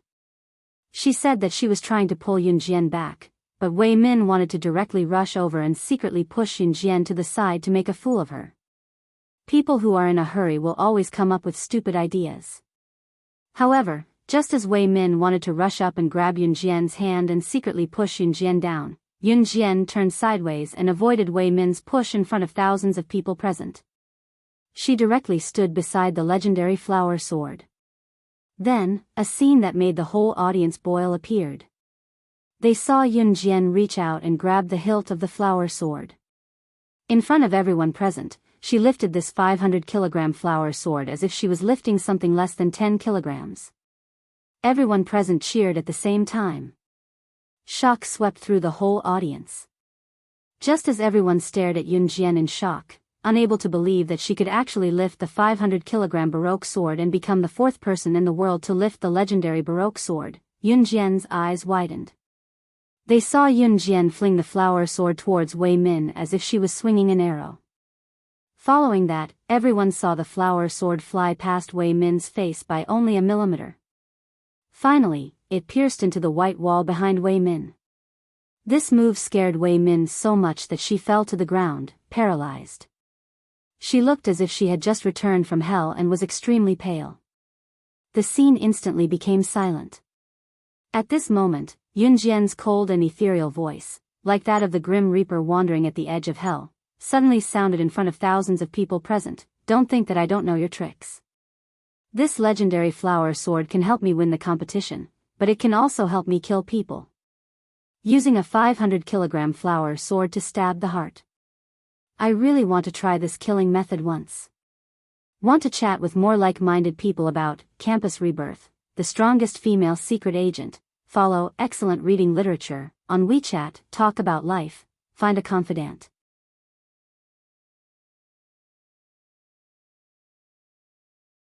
Chapter 2377. At this moment, Yun Jian was on a completely different level from the girl who first appeared in front of everyone who was delusional about winning this fencing competition. At this moment, she could even lift the legendary baroque sword that weighed up to 500 kilograms effortlessly. She had lifted up the legendary flower sword that only 3 people had ever lifted up since ancient times. This action made everyone present completely believe in Yun Jian's words. Coupled with the fact that Yun Jian was holding the legendary flower sword, she threw the flower sword towards Wei Min and it directly pierced into the huge wall behind Wei Min.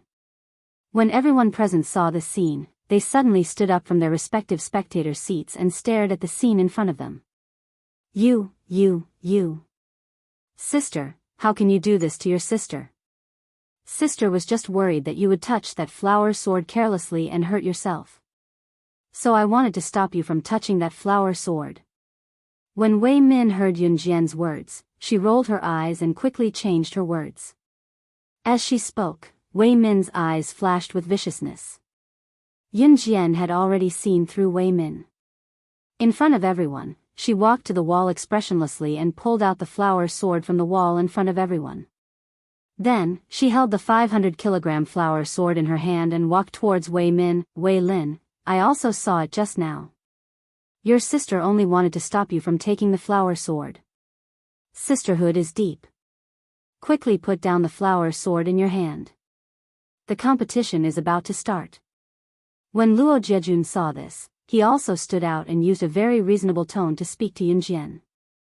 Luo Jiejun indeed did not see Wei Min's little actions, so he spoke up for Wei Min just to create an image of himself as a very reasonable person.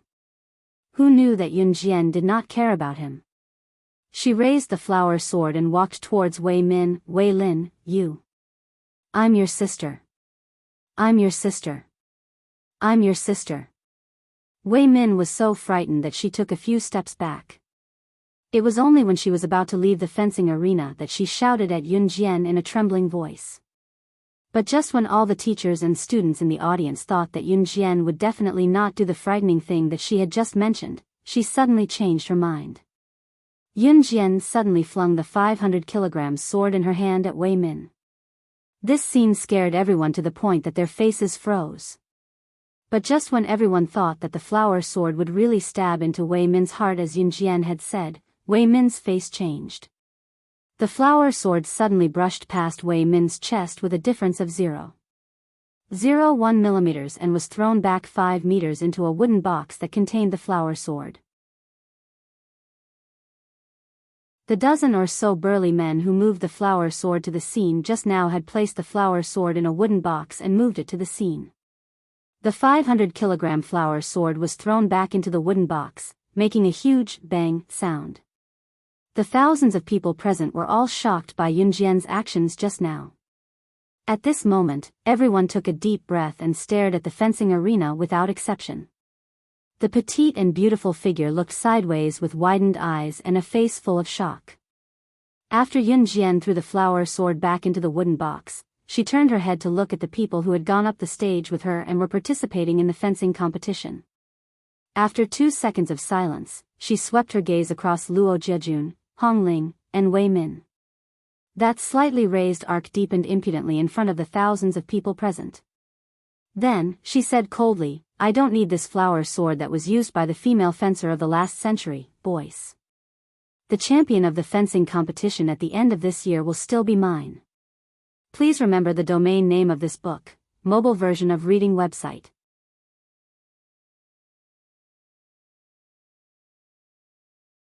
Chapter 2378. After that, Yun Jian did not care about the opinions of others. She glanced sideways at the dozen men who had moved the sword to the scene. When these men saw this, they immediately stepped forward and moved the sword away from the fencing field. For a time, the news of the reappearance of the legendary flower sword that was rumored to have disappeared in 1942 spread like wildfire. Yun Jian's frivolous words shocked everyone present. She had the legendary invincible sword, but she did not use it. Was she stupid? However, because of Yun Jian's words, the people sitting in the audience seats looked forward to one thing even more. That was, how far could a woman like Yun Jian go with her own strength? The host was also used to seeing ups and downs. After he came back to his senses, he quickly calmed the audience. Haha. Haha. Just now, it was a pre-match entertainment game directed and performed by our school's students for us. Everyone, please don't mind it. Then, I announce that our school's annual fencing competition has officially begun. Because there were more students participating in the fencing competition, the progress of the fencing competition was in an elimination format. There were at least 10 small fencing fields that could be used for fencing competitions. In other words, there were 10 small fencing fields that could be used for one-on-one fencing competitions at the same time. The students would use the method of drawing lots to compete with the person who drew the corresponding number. The loser would be directly eliminated, and the winner would proceed to the next round of drawing lots and continue to compete with the person who drew the corresponding number.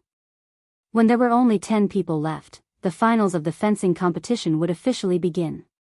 During the finals, all 10 small fencing fields would be inactive. The last 10 people would compete one-on-one in the largest fencing field. In other words, there was nothing to see in the elimination rounds. When 10 small fencing competitions were held together, the audience's eyes would be overwhelmed. Only when there were 10 people left, all the small fencing fields would be inactive. One-on-one, one match would be held at the same time. At this time, it was the most interesting show. The competition would begin immediately. Yun Jian drew the number 6 for the first time. It seemed that she and 6 were really fated. However, when the boy who competed with her for the first time saw her, he remembered that Yun Jian had lifted the legendary sword that weighed 500 kilograms. Before the competition started, he admitted defeat. Yun Jian, in the next few elimination rounds, the opponents that Yun Jian met either admitted defeat in fear or kept defending when they were fencing with Yun Jian, afraid that Yun Jian would use the sword to touch their bodies. A fencing competition was a sport where two people held special steel swords and wore protective gear. They would stab or chop within a specified time and place. During the competition, one side would use the tip of their sword to stab the opponent. The sword tip would accurately stab the effective part of the opponent's body, and the side with the highest number of effective hits would win.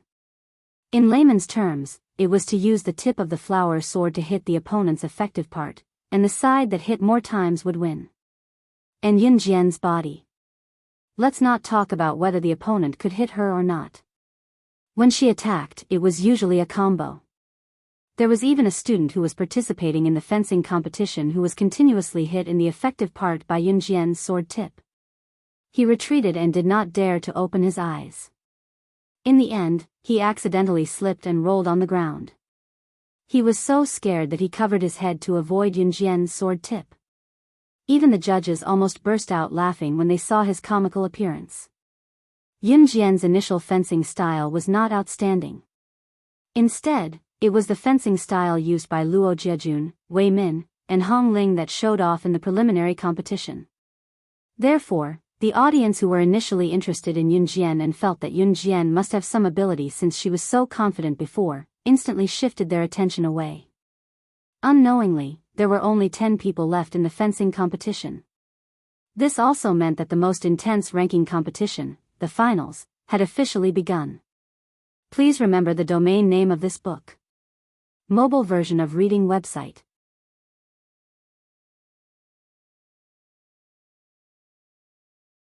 Chapter 2379.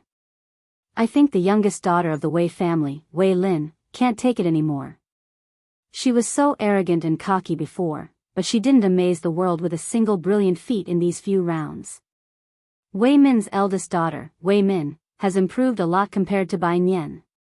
That Wei Lin, could it be that she's bragging to stand out?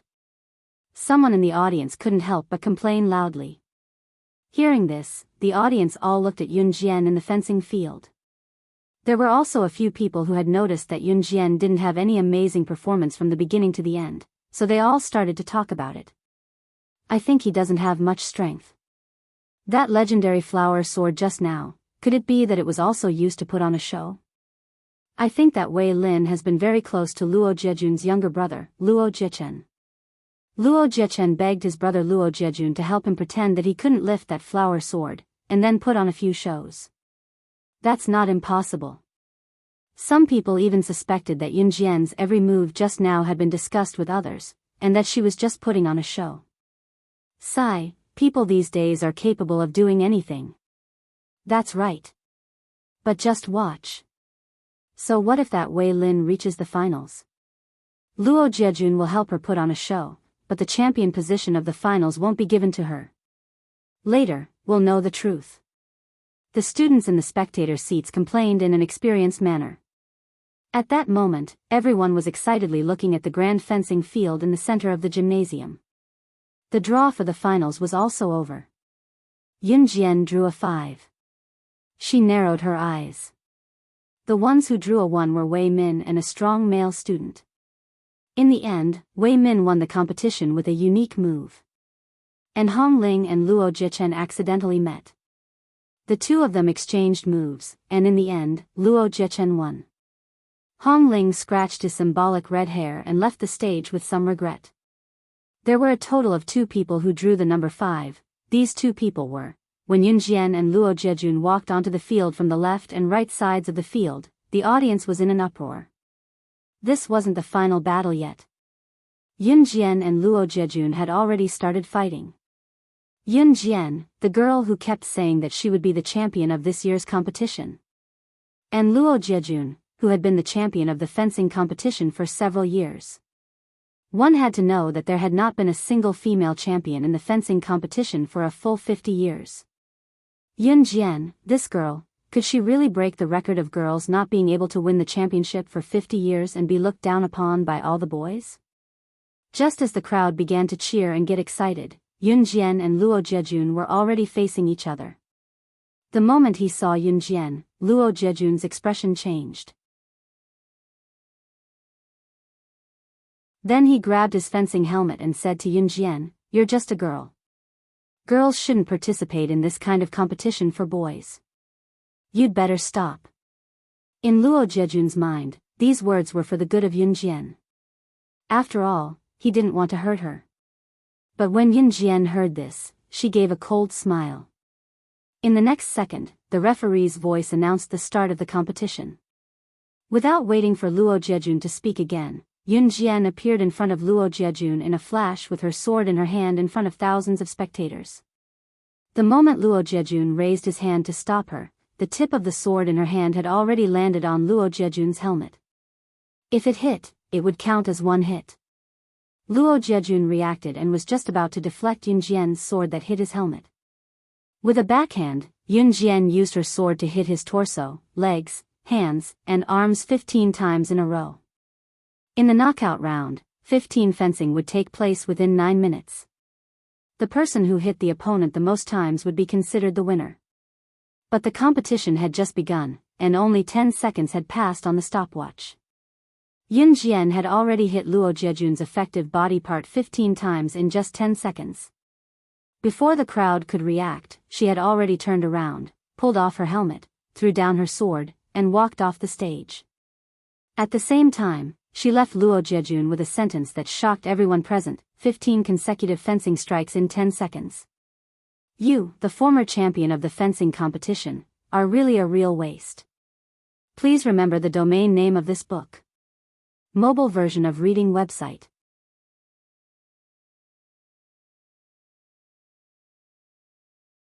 Chapter 2380. Translator, Endless Fantasy Translation Editor, Endless Fantasy Translation Campus Rebirth, the strongest female secret agent. Please wait for a moment. After the content has been updated, please refresh the page to get the latest update.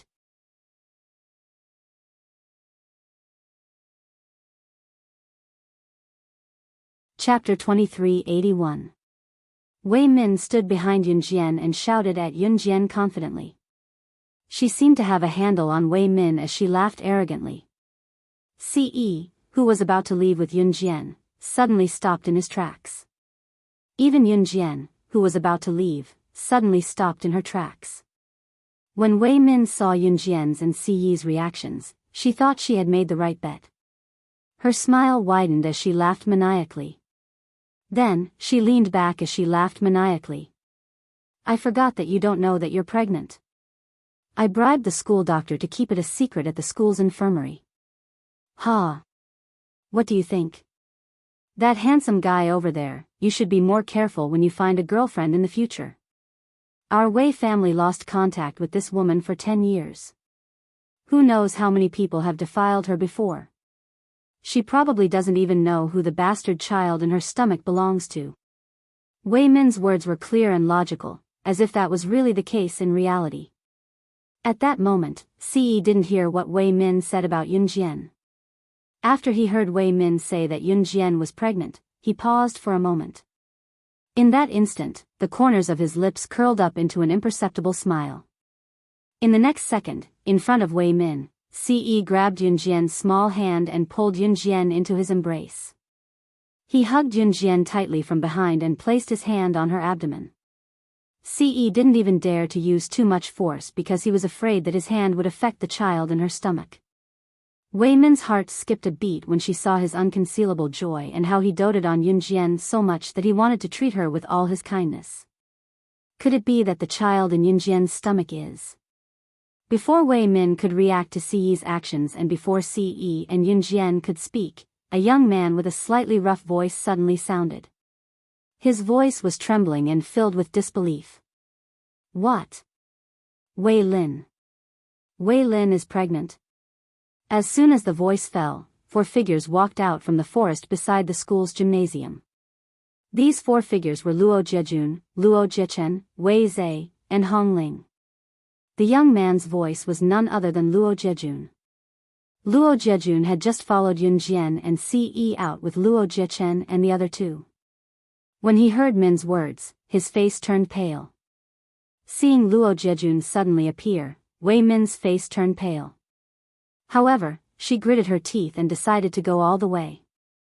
She changed her sharp voice to that of a girl next door and said to Luo Jiejun, "Brother Jiejun, I heard it from the school doctor. She's pregnant. How long has it been since she returned to the Wei family?" And the school doctor said that she's been pregnant for 2 months. She hadn't returned to the Wei family at that time. What does this mean? It's very likely that she got pregnant after fooling around outside. She got pregnant before marriage. A young lady from a wealthy family got pregnant before marriage. She's destined to be ridiculed for being lascivious and unable to endure loneliness. She's ruining the Wei family's reputation. This time, Wei Min had sufficient words to prove that Yunjian had done bad things before she returned to the Wei family. Women in the countryside got married early and got pregnant early. However, wealthy families usually didn't take wedding leave too early, let alone getting pregnant before marriage. This would be ridiculed. Wei Min was certain that Ce would dump Yunjian after hearing about Yunjian's pregnancy and that her brother Jiejun would change his mind. However, just as Wei Min thought so, Luo Jiejun's face turned pale. Ce, who was standing in front of them, hugged Yunjian's waist from behind and retracted his hand that was gently placed in front of her stomach as if he was protecting a treasure. Then, without waiting for everyone present, he took out a large notebook from his trouser pocket and showed it to everyone with a smile that angered both men and gods. Who said that we got pregnant before marriage? She's my wife. Whether she's pregnant or not, it's not up to you to tell her what to do. Please remember the domain name of this book. Mobile version of reading website.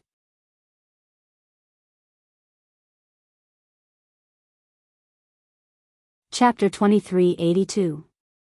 Ce's words were clearly heard by everyone present. His magnetic and mellow voice was exceptionally attractive. His voice was so crisp that it was enough for women to pursue and fantasize about. That voice was like a giant bell that struck the ears of Wei Min, Luo Jiejun, and Wei Zhe. It was as if the world was falling apart, causing everyone to tremble in shock. What did you say? She. You. This child too? You. After hearing Ce's words, Wei Min felt as if her head had been struck by a 500-kilogram object. Her body trembled violently before she came to a sudden stop. She stared fixedly at Ce and spoke incoherently. The child in her stomach is yours? You guys have already gotten a marriage certificate. Luo Jiejun finished Wei Min's sentence before she could finish. At this moment, Luo Jiejun's voice was trembling as he asked this question. He was afraid that Yunjian or Ce would say yes. They already had a child. They even got a marriage certificate. Even if the marriage certificate wasn't from country Z, even if Yunjian wasn't of legal age to register her marriage at the Civil Affairs Bureau in country Z. However, since Yunjian and CE already had a marriage certificate, it was legal. Luo Jiejun trembled all over. This was the first time he was so interested in a girl and also the first time he paid so much attention to a girl. In the end, not only was this girl married, she even had a child. Not bad, Wei Lin. You're awesome. You're even pregnant. No wonder you like eating pickled cabbage so much recently. You eat it every day for every meal. You even eat 3 times as much as me. Speaking of which, Wei Lin, if the child in your stomach is a girl, how about keeping it for me to be my future wife? I'll wait for her for 18 years. Haha. Just as the atmosphere started to subtly change, Luo Jichen spoke in a relaxed and straightforward tone. Luo Jichen didn't notice the subtle change in the atmosphere. He was a disobedient person who usually played games on his phone, played video games, and participated in gang fights. He was a very casual person. At that time, Yun Jian, who was called out, came back to her senses. Her expression didn't change at all, but she felt a strange feeling in her heart. She's pregnant? She was pregnant with his child? At this moment, Yun Jian's feelings were very complicated. When Yun Jian learned that she was pregnant, she was very nervous. Would she not be a good mother after the child was born? But to be honest, Yun Jian was more surprised and happy than nervous. Yun Jian's heart pounded wildly at the thought of the little life quietly growing in her stomach. Although she looked indifferent on the surface, Yun Jian's red lips, which were curled up slightly, hinted at her current mood. Hey, Wei Lin, to be honest, if you really give birth to a daughter, I definitely won't marry her in this lifetime. I'll marry her when she's 18 years old. Do you agree? If you give birth to a boy, then in 6 or 7 months, will you be able to give birth to him to play with? Grabbing, pinching, and lifting. Kids are so fun. Hey. Last time, I played with a baby until he cried, but you can't blame me. I only ravaged him a little. I really didn't do anything bad. Wei Lin, if you give birth to a boy, can you lend him to me to play with for 2 days? Babies are so fun. Their cheeks are tender, pink, and round. When you poke them with your fingers, they are as soft as a sponge. Luo Jichen was very excited. When he said this, he looked at Yun Jian eagerly, waiting for Yun Jian to agree. But just as he said this, Luo Jichen felt a gust of cold wind sweeping over from Yun Jian's side. Luo Jichen pulled the corners of his mouth like a robot and turned his head in confusion. He could only see Siyi's dark eyes, which were flashing with murderous intent, staring deeply at him. Her thin lips moved. Siyi looked coldly at Luo Jichen and said expressionlessly, "Do you want to die? Please remember the domain name of this book. .com, Wonderful Book Mobile Version Website. .com.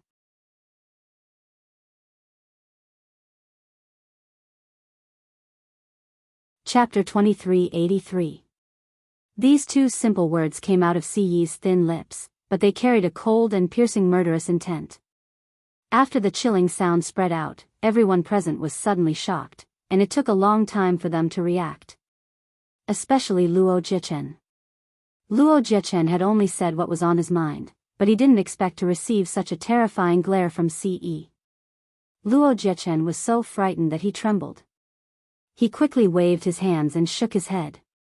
No, no, no. I'm not looking for death. I'm not looking for death. Big brother, I was wrong. Just pretend I didn't say anything. I didn't say anything. I didn't say anything. Luo Jichen immediately cowered. He stood behind Luo Jiejun and quickly shut his mouth. After he shut his mouth, Luo Jichen opened his mouth and said to Yun Jian and Ce, "You 2 really look like husband and wife. You're a match made in heaven." I'm speaking from the bottom of my heart. Hee hee. Luo Jichen wasn't afraid of offending his big brother, Luo Jiejun. After he finished speaking, he stood behind a big tree and reached out to hug the tree. He hung his long legs on the tree. He cursed in his heart, "You immortals fighting has nothing to do with this young master." No one cared about Luo Jiechen's cowardice. At this moment, Wei Min, Luo Jiejun, and the others had already recovered from their shock. Actually, it wasn't just the current university students. In the year 2003, dating had become a trend among university students. As early as the old era of the previous century, the idea of dating was already outdated. As men and women dated and developed feelings for each other, it was inevitable that they would steal the forbidden fruit and lose control of their emotions. Of course, it was difficult for most couples to end up together in the end. Therefore, as a girl, she had to protect herself well. She couldn't be attracted by a few words from an ordinary guy who thought he was very knowledgeable. She couldn't fall in love with him and be cheated away. She had to remember that for people who were truly capable, even if they didn't brag, other people would know their true strength. Most of the time, people who kept talking about how powerful they were just empty words. They didn't have any real skills. It wasn't uncommon for college students to get pregnant. There were also some who secretly went for an abortion. Of course, Yun Jian and Ce had gotten a marriage certificate abroad to conceive a child. Moreover, from the looks of it, they didn't intend to hide the fact that they had an abortion at all. "Jichen, just you wait. I'll teach you a lesson when we get home." Luo Jiejun shouted angrily after hearing Luo Jichen's words. Just as Luo Jiejun was about to speak, Wei Min, who was standing in front of Yun Jian and Ce, suddenly sneered, "Here it comes, As she spoke, Wei Min glanced sideways at Yun Jian. Yun Jian had long noticed that Wei Min was different from other young ladies. Wei Min was very smart, but her intelligence was used in a bad way. Yun Jian only narrowed her eyes slightly. Just as Yun Jian narrowed her eyes, a group of middle-aged people in their 40s and 50s appeared at the other end of the school path. When Yun Jian saw that group of people, her gaze paused slightly. That group of people were the upper-class families of Biyao City. When Yun Jian first entered the Wei family, she saw those people at the banquet that Wei Xiao held for her to return to the Wei family. And the person leading them was Wei Xiao. Wei Xiao had just arrived with his wife, Wang Ruoya. He scanned the surroundings and was stunned when he didn't see the banquet that Wei Min had told them about. "Min, didn't you send invitations to everyone in my name saying that the school would hold a banquet?" "This is... My apologies. I've gathered everyone here today because I want to announce something to everyone." "Ha. I didn't have any evidence before, so I didn't say anything. But now, I've found sufficient evidence. I've already asked someone to take Wei Lin and my father's samples for a DNA test and found that Wei Lin isn't my father's biological child at all, so I want to tell everyone from the upper class that she, Wei Lin, is just a liar. Please remember the domain name of this book. Mobile version of reading website.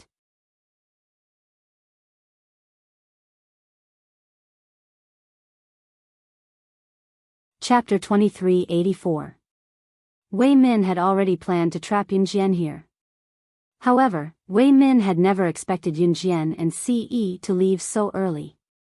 Hence, Wei Min had no choice but to run out and call for Yun Jian and Ce. However, Yun Jian and Ce did not listen to her at all. In the end, Wei Min had no choice but to go all out and tell Yun Jian and Ce that Yun Jian was pregnant. This was just Wei Min's way of holding Yun Jian and Ce back. Wei Xiao, Wang Ruoya, and even the masters of Biyao City's three great families, the Luo family and the Hong family, who were the fathers of Luo Jiejun and Luo Jiechen, as well as Hong Ling's father, were all standing here.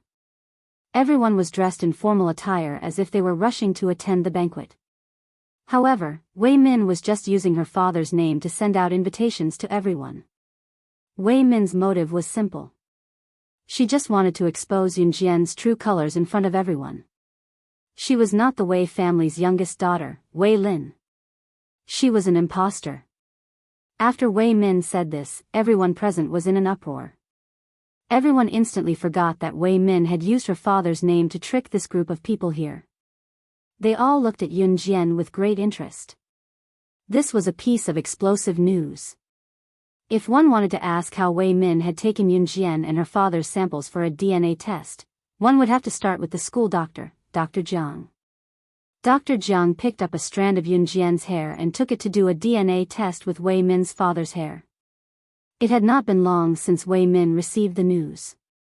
After learning that Yunjian was not the real Wei Lin, Wei Min had arranged the show to expose Yunjian's true colors in front of all the upper-class aristocratic families. She's not the real Wei Lin. Luo Jiejun asked with widened eyes right after Wei Min's words. Brother Jiejun, I'm not framing her. Here's the evidence. Wei Min laughed coldly and took out a DNA test report from her pocket. Everyone clearly saw that the DNA test report clearly stated that Yunjian and Wei Xiao were not close relatives. This meant that they could not be father and daughter. After taking the DNA test report, Wei Min looked at Yunjian with a smug expression. Then, she stood in front of Yunjian like a winner. She raised her head and stood on her tiptoes to meet Yunjian's eyes.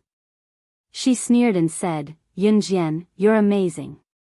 You actually managed to fool my father and successfully pretended to be my sister to come to my family to enjoy a luxurious life. But there's no such thing as an impenetrable wall in this world. You think you're very powerful, but in fact, you can't even withstand a single blow. Tell me, who the hell are you? Are you a commoner? Street gangster? Or a beggar? It's fine if you don't want to say it. In any case, you will definitely pay for your actions. As soon as Wei Min finished speaking, she looked at Yunjian aggressively. At this moment, Wei Xiao, who was standing at the side, suddenly took a step forward and slapped his daughter's cheek in front of everyone. Then, he said in a terrified tone, Do you want to die? How dare you talk to her like that? Everyone was shocked when they heard this. Could it be that Wei Xiao knew that Yunjian was not his daughter, Wei Lin, who had been separated from him for 10 years? At this moment, even Wei Zhao's wife, Wang Ruoya, stared and shook her head. Dad? You? What did you say? She's an imposter. Don't tell me. Don't tell me you know about this. Wei Min looked at Wei Xiao in disbelief and asked loudly. But just as Wei Min finished speaking, a female voice that was as pleasant as the sound of nature had already spoken first. Of course your father knows about this. The person who spoke was Yunjian. As soon as she said this, everyone turned to look at Yunjian. Right in front of everyone, Yunjian's lips curled into a red arc. A brutal murderous intent flashed across her expressionless face as if she was a murderer. A voice that struck fear into everyone's hearts rang out at the same time. Please remember the domain name of this book, .com, Wonderful Book Mobile Version Website, .com.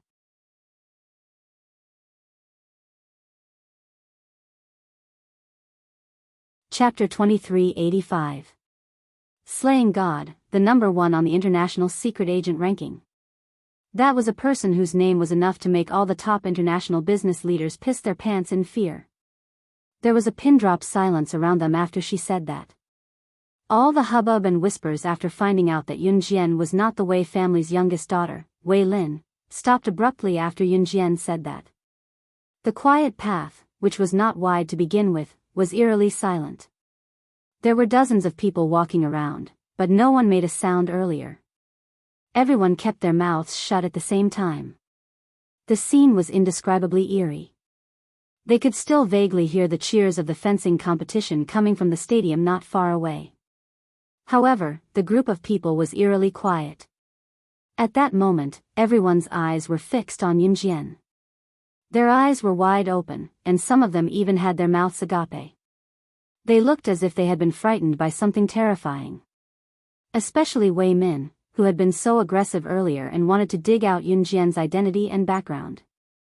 Wei Min's face paled at a speed that was visible to the naked eye. Her cheeks, which still had some color in them, were now as pale as a sheet. What did she say? What did Wei Lin say? She was, in her circle of friends, the group of old men referred to her as their representative, calling her, Slaying God. The number one on the international secret agent ranking, the boss of the Kosha mercenaries. She had made a name for herself in the Bloody Night incident. Her ability had swept the world, causing international bosses to tremble in fear. She was slaying God, who killed without blinking and left no trace behind. Wei Min's body began to tremble violently at the same time. She seemed to have learned something that would make one terrified to death. She was so frightened that even her lips were trembling violently. "What did you say?" "You're..." Compared to Wei Min's fearful expression, Luo Jejun's mind shook, and he had a sudden realization. He stared at Yun Jian for 2 seconds, and his jaw dropped.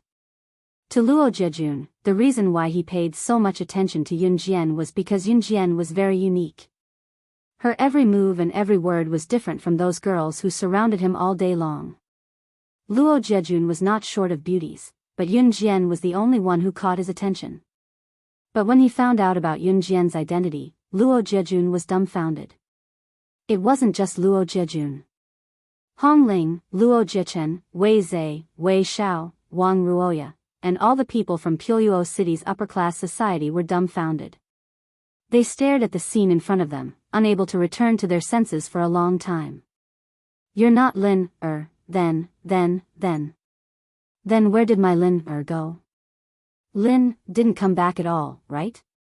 Where's my Lin, Where did she go?" Wang Ruoya had been watching since the beginning. Now that she heard what Yun Jian said, she did not care who Yun Jian was, but where her youngest daughter, Wei Lin, had gone. Therefore, she looked at Yun Jian and asked the question with a devastated expression. "Yes, didn't you promise me that you'll find my youngest daughter for me? Then, may I ask, have you found her?" Wei Xiao snapped out of his shock. He looked at Yun Jian, bent slightly, and asked Yun Jian. "Dad. It's been 10 years. Even if she's really the slaying god, I don't think she has the ability to find my biological sister. Moreover, how can we be sure that she's the real slaying god just by listening to her one-sided story?" Deep down, Wei Min believed it, but she refused to admit it.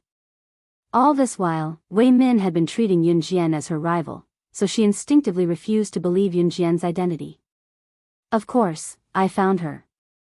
However, just as Wei Min finished speaking, Yun Jian smirked and smirked. Then, she extended a hand as if she had expected this to happen. She snapped her fingers softly. After the soft sound fell, a young girl who was much prettier than Wei Min walked out from the small forest at the side. Her facial features were similar to Wei Min's. Please remember the domain name of this book. Mobile version of reading website.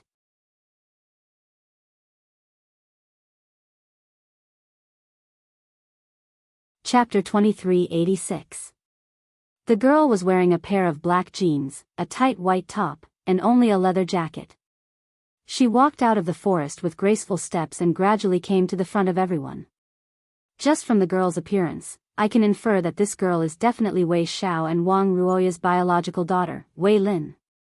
As Wei Min, who had always been against Yun Jian, Wei Min's looks were average and not considered good-looking.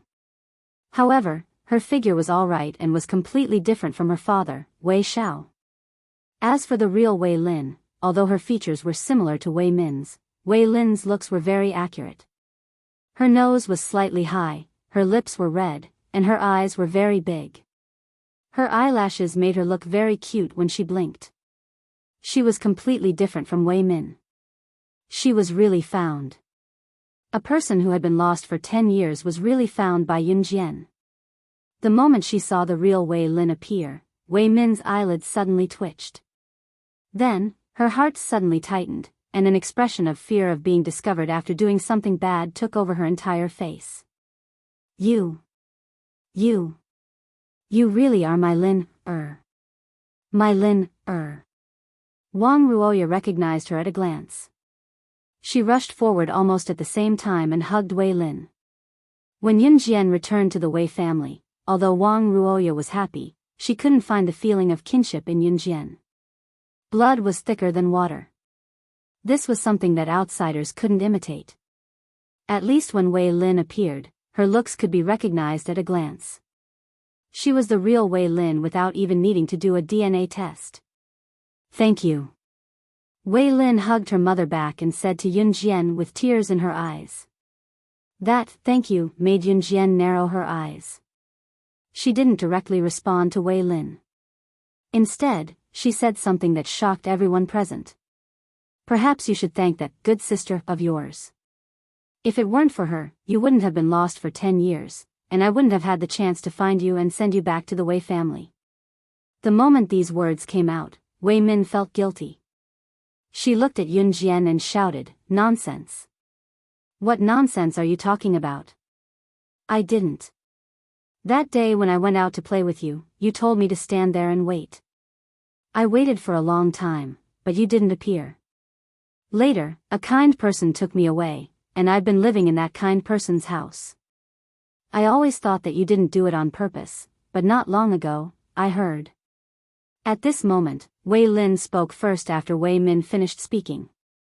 At this point, Wei Lin paused for a moment before saying, "I heard that you've been lying to everyone that you saw me being kidnapped by a van with your own eyes, but you clearly told me to wait for you at the same place." There was no need to say anything else. Wei Lin's words were sufficient to prove that Wei Min had deliberately abandoned the young Wei Lin. Of the way of the way of the of the way of the way of the of Wei family of the way of the way of the way of the Wei family. No. I didn't. I. Wei Min covered her ears when she was exposed for what she had done back then, her face drained of color. Still, she suddenly lunged at Yun Jian like she had gone mad, yelling and tearing at her as she did so. Ha ha ha.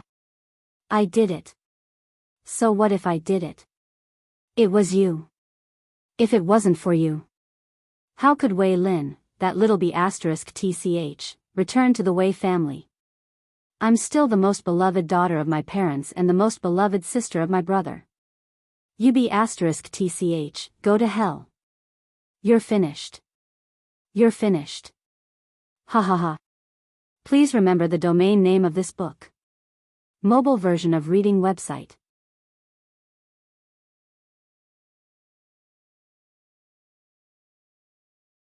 Chapter 2387. As if triggered by something, Wei Min charged at Yun Jian desperately, trying to drag Yun Jian down with her. It was over. She was done for. The scandal back then was exposed in front of Biyao City's upper-class society. From now on, there would be rumors of the Wei family's young miss abandoning her younger sister out of spite in Biyao City. As for her brother Jun, and he definitely wouldn't like her anymore, Wei Min was purely thinking that she would drag Yun Jian down with her even if she was done for. Hence, Wei Min did as she was told. Just as Wei Min was about to dash to Yun Jian like a madwoman and perish together with Yun Jian, CE, who had been carefully wrapping his arm around Yun Jian's abdomen and protecting Yun Jian like she was a treasure, leaned her back against his chest and circled Yun Jian from behind to protect her as he spun her in a small circle. After he was done carefully, CE lifted his leg and kicked Wei Min, who was about 1.6 meters tall, in the face. The force of the kick was so strong that it almost broke Wei Min's neck. Wei Min was dizzy from the kick that was filled with killing intent. She fell to the ground with a plop. She was still conscious, but her head, hands, and feet were completely numb for a short period of time. Her head, in particular, was almost torn in half by CE's merciless kick. Wei Zhe, Wei Xiao, and Wang Ruoya, who witnessed the scene, cried out. Although what Wei Min had done to Wei Lin back then was already a fact, Wei Zhe, Wei Xiao, and Wang Ruoya could not bear to see Wei Min die without a corpse. Humans were not cold-blooded creatures. No one could guarantee that they would not develop feelings for someone after interacting with them for a long time. The feelings here referred to pure friendship, family, and so on. CE's expression was terrifyingly dark. What Wei Min did just now was a test of his patience. How dare he face Xiao Jian's opponent right in front of him? In fact, CE's kick had directly crushed Wei Min's skull.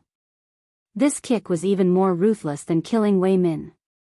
Ha ha ha, you're finished, even if I die here today, you're finished too, ha ha ha. Who knew that Wei Min, who was lying on the ground, could no longer move her head?